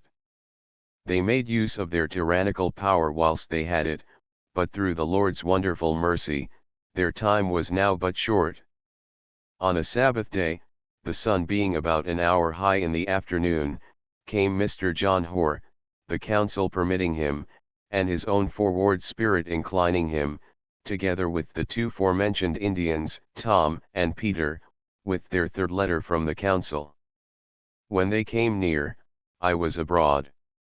Though I saw them not, they presently called me in, and bade me sit down and not stir. Then they catched up their guns, and away they ran, as if an enemy had been at hand, and the guns went off apace. I manifested some great trouble, and they asked me what was the matter. I told them I thought they had killed the Englishman, for they had in the meantime informed me that an Englishman was come. They said, no. They shot over his horse and under and before his horse, and they pushed him this way and that way, at their pleasure, showing what they could do. Then they let them come to their wigwams. I begged of them to let me see the Englishman, but they would not. But there was I fain to sit their pleasure. When they had talked their fill with him, they suffered me to go to him. We asked each other of our welfare, and how my husband did, and all my friends. He told me they were all well, and would be glad to see me. Amongst other things which my husband sent me, there came a pound of tobacco, which I sold for 9 shillings in money, for many of the Indians for want of tobacco smoked hemlock and ground ivy. It was a great mistake in any, who thought I sent for tobacco, for through the favor of God, that desire was overcome. I now asked them whether I should go home with Mr. Hoare? They answered no, one and another of them, and it being night, we lay down with that answer. In the morning Mr. Hoare invited the Sagamores to dinner, but when we went to get it ready we found that they had stolen the greatest part of the provision Mr. Hoare had brought, out of his bags, in the night. And we may see the wonderful power of God, in that one passage, in that when there was such a great number of the Indians together, and so greedy of a little good food, and no English there but Mr. Hoare and myself, that there they did not knock us in the head, and take what we had, there being not only some provision, but also trading cloth, a part of the 20 pounds agreed upon. But instead of doing us any mischief, they seemed to be ashamed of the fact, and said, it were some matchet Indian that did it. Oh, that we could believe that there is nothing too hard for God. God showed his power over the heathen in this, as he did over the hungry lions when Daniel was cast into the den. Mr. Hoare called them betime to dinner, but they ate very little, they being so busy in dressing themselves, and getting ready for their dance, which was carried on by 8 of them, 4 men and 4 squaws. My master and mistress being 2. He was dressed in his Holland shirt, with great laces sewed at the tail of it, he had his silver buttons, his white stockings, his garters were hung round with shillings, and he had girdles of wampum upon his head and shoulders. She had a kersey coat, and covered with girdles of wampum from the loins upward. Her arms from her elbows to her hands were covered with bracelets, there were handfuls of necklaces about her neck, and several sorts of jewels in her ears. She had fine red stockings, and white shoes, her hair powdered and face painted red, that was always before black. And all the dancers were after the same manner. There were 2 others singing and knocking on a kettle for their music. They kept hopping up and down one after another, with a kettle of water in the midst, standing warm upon some embers, to drink of when they were dry. They held on till it was almost night, throwing out wampum to the standers by. At night I asked them again, if I should go home? They all as one said no, except my husband would come for me. When we were lain down, my master went out of the wigwam, and by sent in an Indian called James the printer, who told Mr. Hoare, that my master would let me go home tomorrow, if he would let him have 1 pint of liquors. Then Mr. Hoare called his own Indians, Tom and Peter, and bid them go and see whether he would promise it before them 3, and if he would, he should have it, which he did, and he had it. Then Philip smelling the business called me to him, and asked me what I would give him, to tell me some good news, and speak a good word for me. I told him I could not tell what to give him. I would give him anything I had, and asked him what he would have. He said 2 coats and 20 shillings in money, and half a bushel of seed corn, and some tobacco. I thanked him for his love, but I knew the good news as well as the crafty fox. My master, after he had had his drink, quickly came ranting into the wigwam again, and called for Mr. Hoare, drinking to him, and saying, he was a good man, and then again he would say, hang him rogue. Being almost drunk, he would drink to him, and yet presently say he should be hanged. Then he called for me. I trembled to hear him, yet I was fain to go to him, and he drank to me, showing no incivility. He was the first Indian I saw drunk all the while that I was amongst them. At last his score ran out, and he after her, round the wigwam, with his money jingling at his knees. But she escaped him. But having an old squaw he ran to her, and so through the Lord's mercy, we were no more troubled that night. Yet I had not a comfortable night's rest, for I think I can say, I did not sleep for 3 nights together. The night before the letter came from the council, I could not rest, I was so full of fears and troubles, God many times leaving us most in the dark, when deliverance is nearest. Yea, at this time I could not rest night nor day. The next night I was overjoyed, Mr. Hoare being come, and that with such good tidings. The third night I was even swallowed up with the thoughts of things, viz. that ever I should go home again, and that I must go, leaving my children behind me in the wilderness, so that sleep was now almost departed from mine eyes. On Tuesday morning they called their general court, as they call it, to consult and determine, whether I should go home or no. And they all as one man did seemingly consent to it, that I should go home, except Philip, who would not come among them. But before I go any further, I would take leave to mention a few remarkable passages of Providence, which I took special notice of in my afflicted time. One of the fair opportunity lost in the long march, a little after the fort fight, when our English army was so numerous, and in pursuit of the enemy, and so near as to take several and destroy them, and the enemy in such distress for food that our men might track them by their rooting in the earth for ground nuts, whilst they were flying for their lives. I say, that then our army should want provision, and be forced to leave their pursuit and return homeward, and the very next week the enemy came upon our town, like bears bereft of their whelps, or so many ravenous wolves, rending us and our lambs to death. But what shall I say? God seemed to leave his people to themselves, and order all things for his own holy ends. Shall there be evil in the city and the Lord hath not done it? They are not grieved for the affliction of Joseph, therefore shall they go captive, with the first that go captive. It is the Lord's doing, and it should be marvelous in our eyes. 2. I cannot but remember how the Indians derided the slowness, and dullness of the English army, in its setting out. For after the desolations at Lancaster and Medfield, as I went along with them, they asked me when I thought the English army would come after them. I told them I could not tell. It may be they will come in May, said they. Thus did they scoff at us, as if the English would be a quarter of a year getting ready. 3. Which also I have hinted before, when the English army with new supplies were sent forth to pursue after the enemy, and they understanding it, fled before them till they came to Bongkong River, where they forthwith went over safely, that that river should be impassable to the English. I can but admire to see the wonderful providence of God in preserving the heathen for further affliction to our poor country. They could go in great numbers over, but the English must stop. God had an overruling hand in all those things.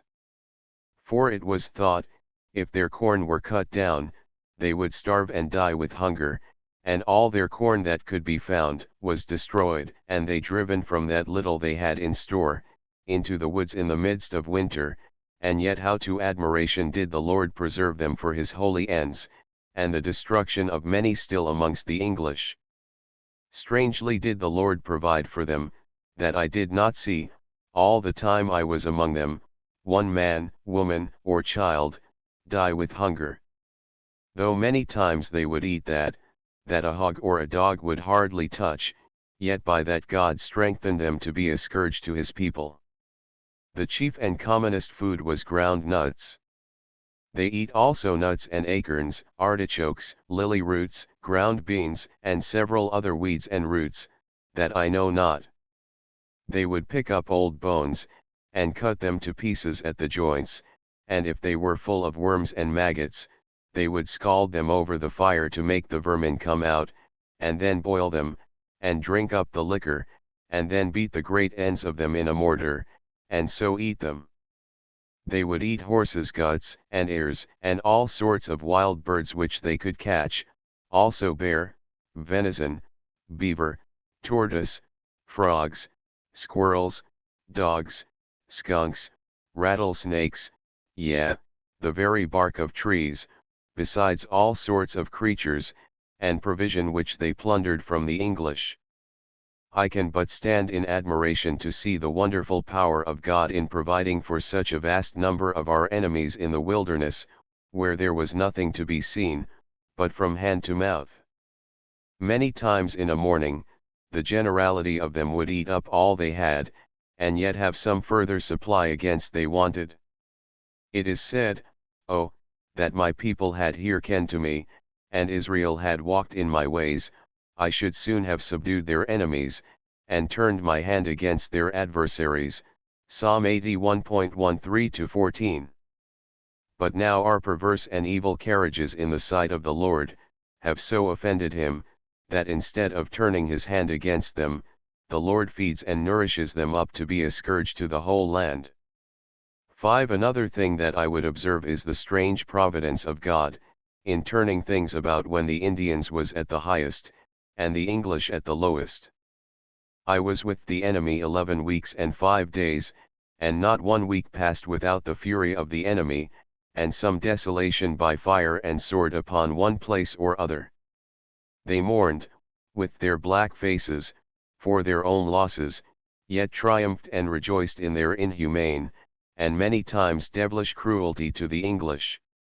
They would boast much of their victories, saying that in 2 hours' time they had destroyed such a captain and his company at such a place, and boast how many towns they had destroyed, and then scoff, and say they had done them a good turn to send them to heaven so soon. Again, they would say this summer that they would knock all the rogues in the head, or drive them into the sea, or make them fly the country, thinking surely, agag like, the bitterness of death is past. Now the heathen begins to think all is their own, and the poor Christians hopes to fail, as to man, and now their eyes are more to God, and their hearts sigh heavenward, and to say in good earnest, Help Lord, or we perish. When the Lord had brought his people to this, that they saw no help in anything but himself, then he takes the quarrel into his own hand, and though they had made a pit, in their own imaginations, as deep as hell for the Christians that summer, yet the Lord hurled themselves into it. And the Lord had not so many ways before to preserve them, but now he hath as many to destroy them. But to return again to my going home, where we may see a remarkable change of providence. At first they were all against it, except my husband would come for me, but afterwards they assented to it, and seemed much to rejoice in it. Some asked me to send them some bread, others some tobacco, others shaking me by the hand, offering me a hood and scarf to ride in, not one moving hand or tongue against it. Thus hath the Lord answered my poor desire, and the many earnest requests of others put up unto God for me. In my travels an Indian came to me and told me, if I were willing, he and his squaw would run away, and go home along with me. I told him no, I was not willing to run away, but desired to wait God's time, that I might go home quietly, and without fear. And now God hath granted me my desire. Oh, the wonderful power of God that I have seen, and the experience that I have had. I have been in the midst of those roaring lions, and savage bears, that feared neither God, nor man, nor the devil, by night and day, alone and in company, sleeping all sorts together, and yet not one of them ever offered me the least abuse of unchastity to me, in word or action. Though some are ready to say I speak it for my own credit, but I speak it in the presence of God, and to his glory. God's power is as great now, and as sufficient to save, as when he preserved Daniel in the lion's den, or the 3 children in the fiery furnace. I may well say as his Psalm 107.12, O give thanks unto the Lord, for he is good, for his mercy endureth forever.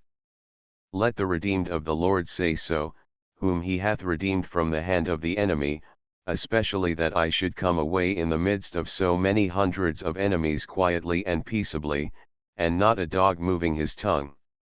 So I took my leave of them, and in coming along my heart melted into tears, more than all the while I was with them, and I was almost swallowed up with the thoughts that ever I should go home again. About the sun going down, Mr. Hoare, and myself, and the 2 Indians came to Lancaster, and a solemn sight it was to me. There had I lived many comfortable years amongst my relations and neighbors, and now not one Christian to be seen, nor one house left standing. We went on to a farmhouse that was yet standing, where we lay all night, and a comfortable lodging we had, though nothing but straw to lie on. The Lord preserved us in safety that night, and raised us up again in the morning, and carried us along, that before noon, we came to Concord. Now was I full of joy, and yet not without sorrow, joy to see such a lovely sight, so many Christians together, and some of them my neighbors. There I met with my brother, and my brother-in-law, who asked me, if I knew where his wife was. Poor heart! He had helped to bury her, and knew it not. She being shot down by the house was partly burnt, so that those who were at Boston at the desolation of the town, and came back afterward, and buried the dead, did not know her.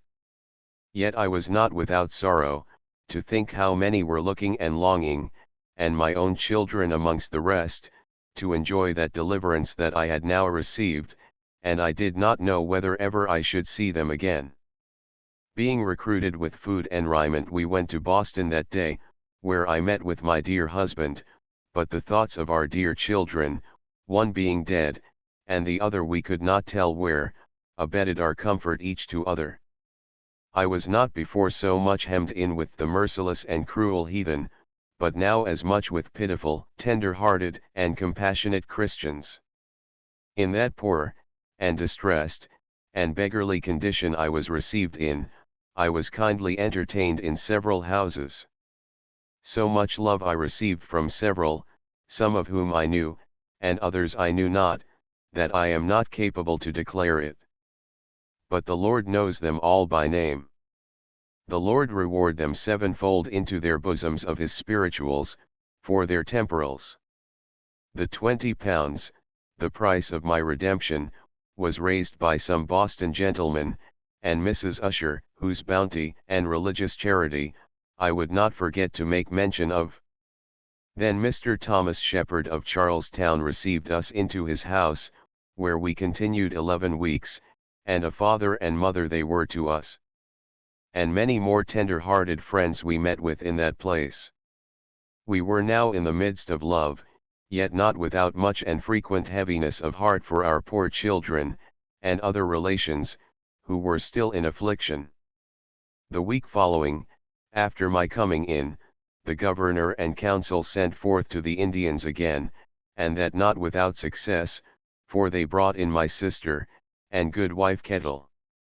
Their not knowing where our children were was a sore trial to us still, and yet we were not without secret hopes that we should see them again. That which was dead lay heavier upon my spirit, than those which were alive and amongst the heathen, thinking how it suffered with its wounds, and I was no way able to relieve it, and how it was buried by the heathen in the wilderness from among all Christians. We were hurried up and down in our thoughts, sometime we should hear a report that they were gone this way, and sometimes that, and that they were come in this place or that. We kept inquiring and listening to hear concerning them, but no certain news as yet. About this time the council had ordered a day of public thanksgiving. Though I thought I had still cause of mourning, and being unsettled in our minds, we thought we would ride toward the eastward, to see if we could hear anything concerning our children.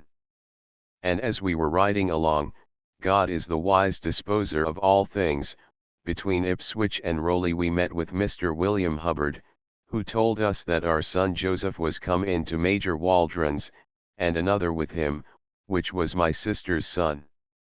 I asked him how he knew it. He said the Major himself told him so.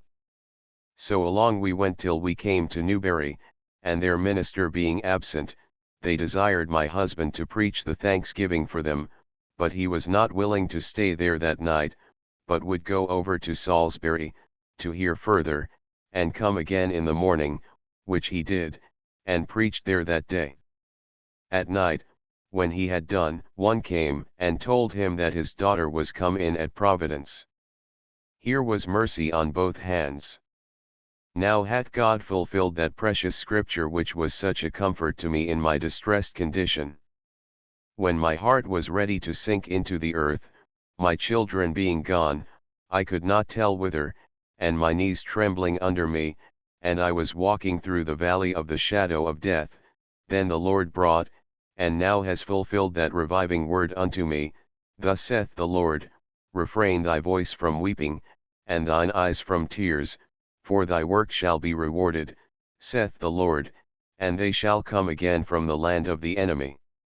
Now we were between them, the one on the east, and the other on the west.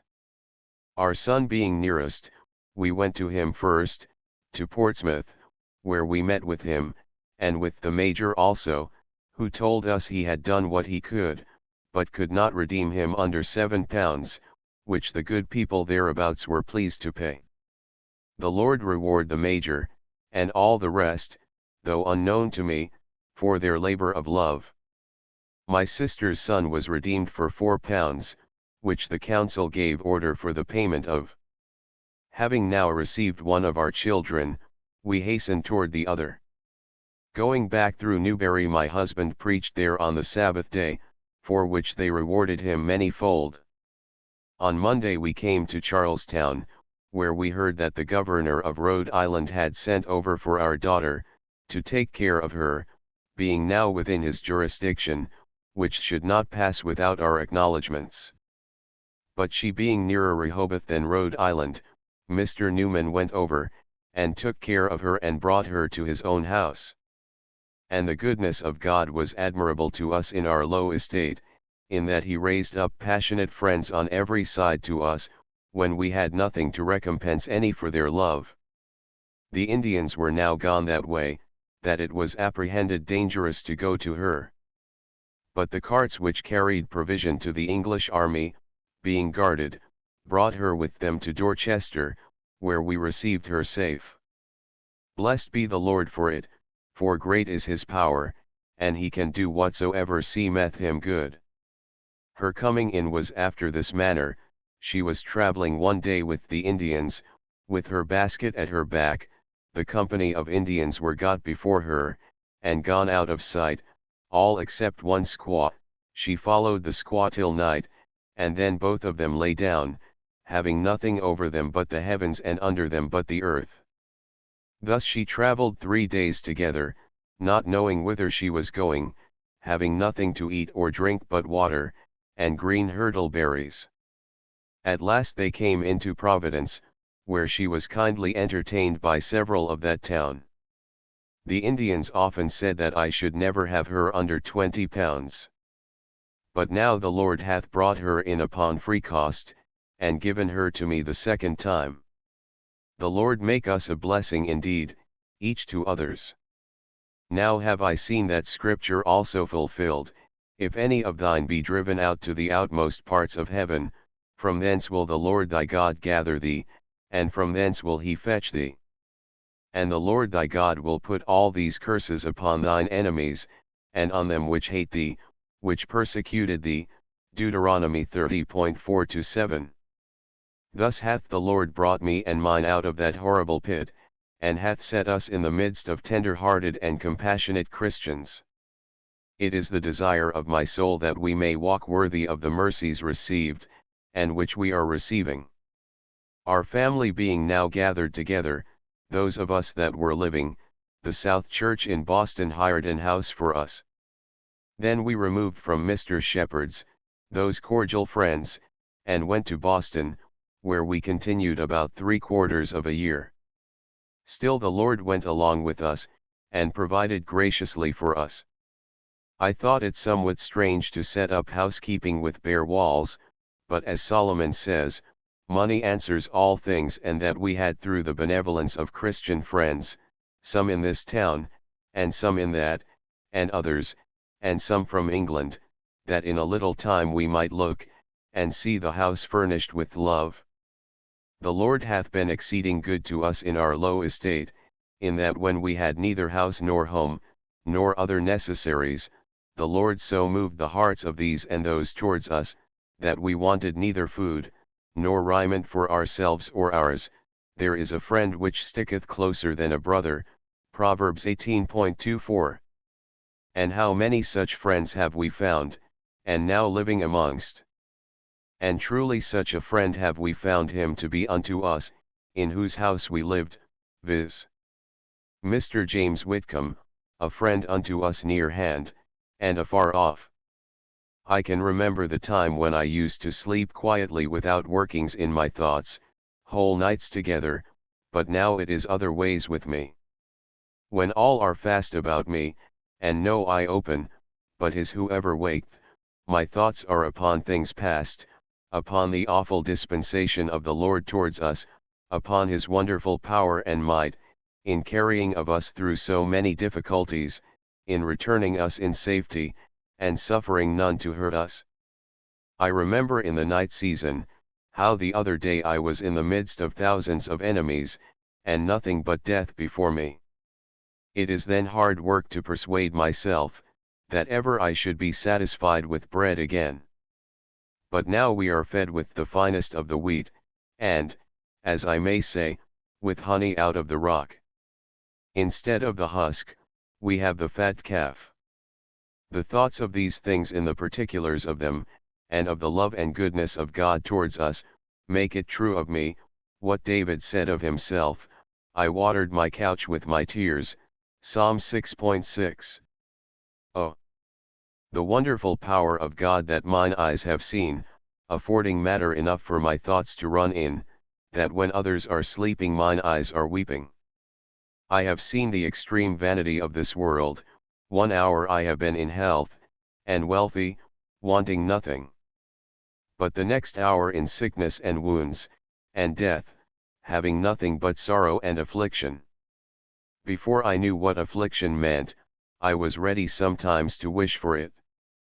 When I lived in prosperity, having the comforts of the world about me, my relations by me, my heart cheerful, and taking little care for anything, and yet seeing many, whom I preferred before myself, under many trials and afflictions, in sickness, weakness, poverty, losses, crosses, and cares of the world, I should be sometimes jealous lest I should have my portion in this life, and that scripture would come to my mind, for whom the Lord loveth he chasteneth, and scourgeth every son whom he receiveth, Hebrews 12.6.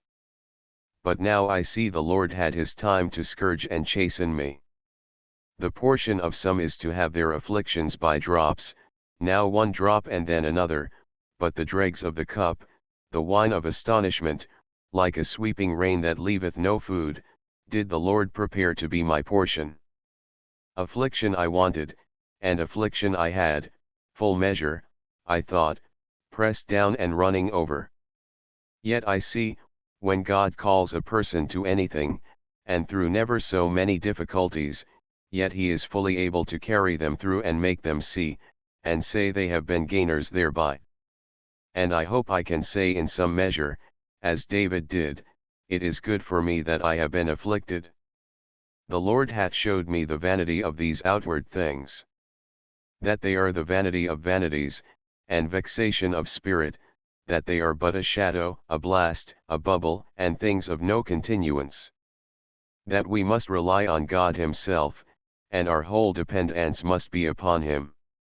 If trouble from smaller matters begin to arise in me, I have something at hand to check myself with, and say, why am I troubled? It was but the other day that if I had had the world, I would have given it for my freedom, or to have been a servant to a Christian. I have learned to look beyond present and smaller troubles, and to be quieted under them.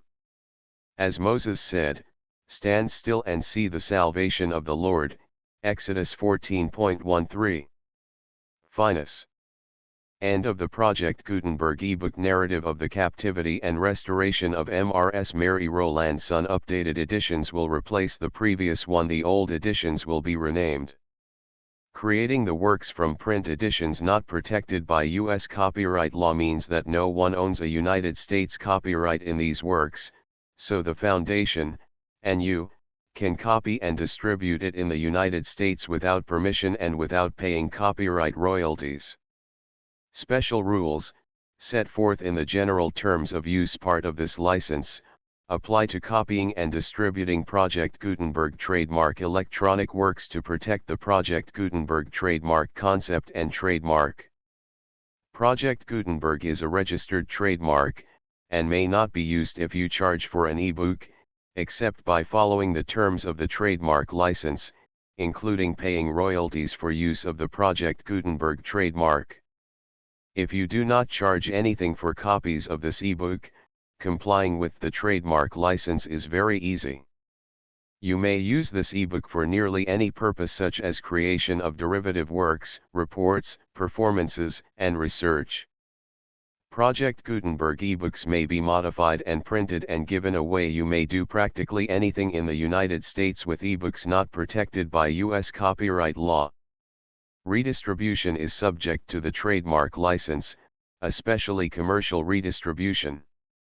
Start, full license. The full Project Gutenberg license. Please read this before you distribute or use this work to protect the Project Gutenberg trademark mission of promoting the free distribution of electronic works, by using or distributing this work, or any other work associated in any way with the phrase Project Gutenberg. You agree to comply with all the terms of the full Project Gutenberg trademark license available with this file or online at www.gutenberg.org/license. Section 1. General Terms of Use and Redistributing Project Gutenberg Trademark Electronic Works 1.a.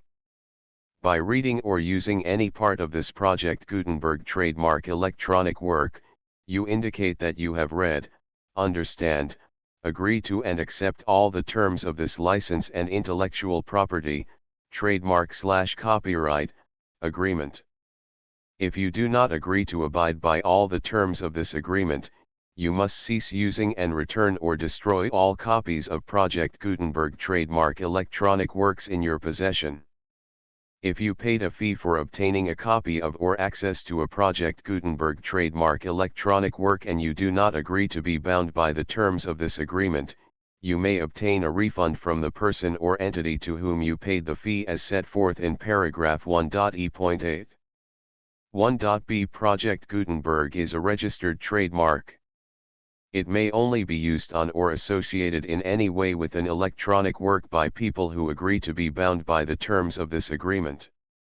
There are a few things that you can do with most Project Gutenberg trademark electronic works even without complying with the full terms of this agreement.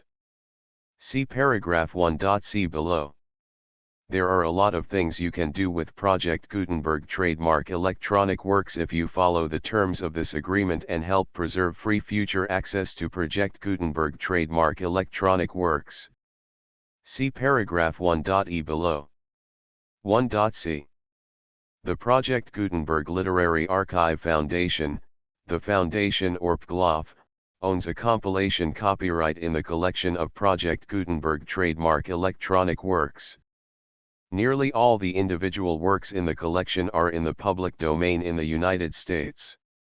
If an individual work is unprotected by copyright law in the United States and you are located in the United States, we do not claim a right to prevent you from copying, distributing, performing, displaying, or creating derivative works based on the work as long as all references to Project Gutenberg are removed.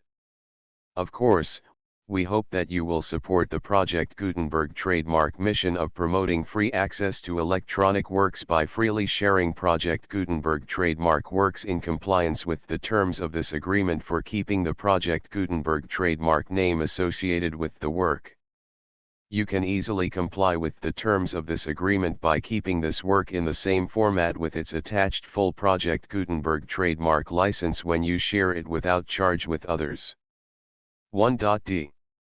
The copyright laws of the place where you are located also govern what you can do with this work. Copyright laws in most countries are in a constant state of change. If you are outside the United States, check the laws of your country in addition to the terms of this agreement before downloading, copying, displaying, performing, distributing or creating derivative works based on this work or any other Project Gutenberg trademark work. The Foundation makes no representations concerning the copyright status of any work in any country other than the United States. 1.e Unless you have removed all references to Project Gutenberg, 1.e.1. The following sentence, with active links to, or other immediate access to, the full Project Gutenberg trademark license must appear prominently whenever any copy of a Project Gutenberg trademark work, any work on which the phrase Project Gutenberg appears, or with which the phrase Project Gutenberg is associated, is accessed, displayed, performed, viewed, copied or distributed. This ebook is for the use of anyone anywhere in the United States and most other parts of the world at no cost and with almost no restrictions whatsoever. You may copy it, give it away or reuse it under the terms of the Project Gutenberg license included with this ebook or online at www.gutenberg.org. If you are not located in the United States, you will have to check the laws of the country where you are located before using this ebook. 1.e.2. If an individual Project Gutenberg trademark electronic work is derived from texts not protected by U.S. copyright law, does not contain a notice indicating that it is posted with permission of the copyright holder, the work can be copied and distributed to anyone in the United States without paying any fees or charges. If you are redistributing or providing access to a work with the phrase Project Gutenberg associated with or appearing on the work, you must comply either with the requirements of paragraphs 1.e.1 through 1.e.7 or obtain permission for the use of the work and the Project Gutenberg trademark as set forth in paragraphs 1.e.8 or 1.e.9. 1.e.3. If an individual Project Gutenberg trademark electronic work is posted with the permission of the copyright holder, your use and distribution must comply with both paragraphs 1.e.1 through 1.e.7 and any additional terms imposed by the copyright holder. Additional terms will be linked to the Project Gutenberg trademark license for all works posted with the permission of the copyright holder found at the beginning of this work. 1.e.4. Do not unlink or detach or remove the full Project Gutenberg trademark license terms from this work, or any files containing a part of this work or any other work associated with Project Gutenberg trademark. 1.e.5. Do not copy, display, perform, distribute or redistribute this electronic work, or any part of this electronic work, without prominently displaying the sentence set forth in paragraph 1.e.1 with active links or immediate access to the full terms of the Project Gutenberg trademark license. 1.e.6. You may convert to and distribute this work in any binary, compressed, marked up, non-proprietary or proprietary form, including any word processing or hypertext form. However, If you provide access to or distribute copies of a Project Gutenberg trademark work in a format other than plain vanilla ASCII or other format used in the official version posted on the official Project Gutenberg trademark website, www.gutenberg.org, you must, at no additional cost, fee, or expense to the user, provide a copy, a means of exporting a copy, or a means of obtaining a copy upon request, of the work in its original plain vanilla ASCII or other form. Any alternate format must include the full Project Gutenberg trademark license as specified in paragraph 1.e.1. 1.e.7. Do not charge a fee for access to, viewing, displaying, performing, copying or distributing any Project Gutenberg trademark works unless you comply with paragraph 1.e.8 or 1.e.9. 1.e.8. You may charge a reasonable fee for copies of or providing access to or distributing Project Gutenberg trademark electronic works provided that, you pay a royalty fee of 20% of the gross profits you derive from the use of Project Gutenberg trademark works calculated using the method you already use to calculate your applicable taxes. The fee is owed to the owner of the Project Gutenberg trademark, but he has agreed to donate royalties under this paragraph to the Project Gutenberg Literary Archive Foundation. Royalty payments must be paid within 60 days following each date on which you prepare, or are legally required to prepare, your periodic tax returns. Royalty payments should be clearly marked as such and sent to the Project Gutenberg Literary Archive Foundation at the address specified in Section 4, Information about donations to the Project Gutenberg Literary Archive Foundation. You provide a full refund of any money paid by a user who notifies you in writing, or by email, within 30 days of receipt that he does not agree to the terms of the full Project Gutenberg trademark license. You must require such a user to return or destroy all copies of the works possessed in a physical medium and discontinue all use of and all access to other copies of Project Gutenberg trademark works. You provide, in accordance with paragraph 1.f.3, a full refund of any money paid for a work or a replacement copy, if a defect in the electronic work is discovered and reported to you within 90 days of receipt of the work. You comply with all other terms of this agreement for free distribution of Project Gutenberg trademark works. 1.e.9. If you wish to charge a fee or distribute a Project Gutenberg trademark electronic work or group of works on different terms than are set forth in this agreement, you must obtain permission in writing from the Project Gutenberg Literary Archive Foundation, the manager of the Project Gutenberg trademark. Contact the Foundation as set forth in Section 3 below. 1.f.1.f.1. Project Gutenberg volunteers and employees expend considerable effort to identify, do copyright research on, transcribe and proofread works not protected by U.S. copyright law in creating the Project Gutenberg trademark collection. Despite these efforts, Project Gutenberg trademark electronic works, and the medium on which they may be stored, may contain defects, such as, but not limited to, incomplete, inaccurate or corrupt data, transcription errors, a copyright or other intellectual property infringement, a defective or damaged disk or other medium, a computer virus, or computer codes that damage or cannot be read by your equipment. 1.f.2. Limited warranty, disclaimer of damages, except for the right of replacement or refund described in paragraph 1.f.3, the Project Gutenberg Literary Archive Foundation, the owner of the Project Gutenberg trademark, and any other party distributing a Project Gutenberg trademark electronic work under this agreement, disclaim all liability to you for damages, costs, and expenses, including legal fees. You agree that you have no remedies for negligence, strict liability, breach of warranty or breach of contract except those provided in paragraph 1.f.3. You agree that the Foundation, the trademark owner, and any distributor under this agreement will not be liable to you for actual, direct, indirect, consequential, punitive, or incidental damages even if you give notice of the possibility of such damage. 1.f.3 Limited right of replacement or refund. If you discover a defect in this electronic work within 90 days of receiving it, you can receive a refund of the money, if any, you paid for it by sending a written explanation to the person you received the work from. If you received the work on a physical medium, you must return the medium with your written explanation.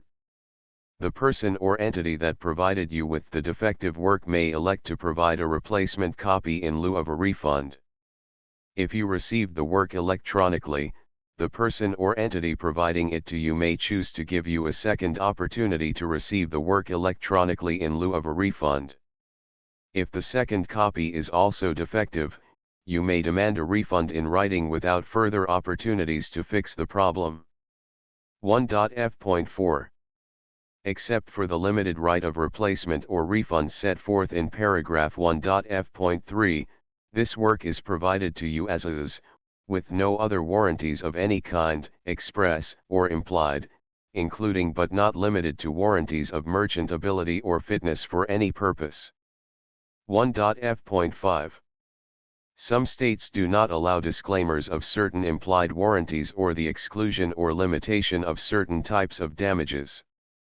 If any disclaimer or limitation set forth in this agreement violates the law of the state applicable to this agreement, the agreement shall be interpreted to make the maximum disclaimer or limitation permitted by the applicable state law. The invalidity or unenforceability of any provision of this agreement shall not void the remaining provisions. 1.f.6 Indemnity. You agree to indemnify and hold the foundation, the trademark owner, any agent or employee of the foundation, anyone providing copies of Project Gutenberg trademark electronic works in accordance with this agreement, and any volunteers associated with the production, promotion, and distribution of Project Gutenberg trademark electronic works, harmless from all liability, costs, and expenses, including legal fees, that arise directly or indirectly from any of the following which you do or cause to occur. A. Distribution of this or any Project Gutenberg trademark work. B. Alteration, modification, or additions or deletions to any Project Gutenberg trademark work, and C. Any defect you cause. Section 2. Information about the mission of Project Gutenberg trademark. Project Gutenberg trademark is synonymous with the free distribution of electronic works in formats readable by the widest variety of computers including obsolete, old, middle-aged, and new computers. It exists because of the efforts of hundreds of volunteers and donations from people in all walks of life. Volunteers and financial support to provide volunteers with the assistance they need are critical to reaching Project Gutenberg trademark's goals and ensuring that the Project Gutenberg trademark collection will remain freely available for generations to come. In 2001, the Project Gutenberg Literary Archive Foundation was created to provide a secure and permanent future for Project Gutenberg trademark and future generations. To learn more about the Project Gutenberg Literary Archive Foundation and how your efforts and donations can help, see sections 3 and 4 and the Foundation information page at www.gutenberg.org. Section 3.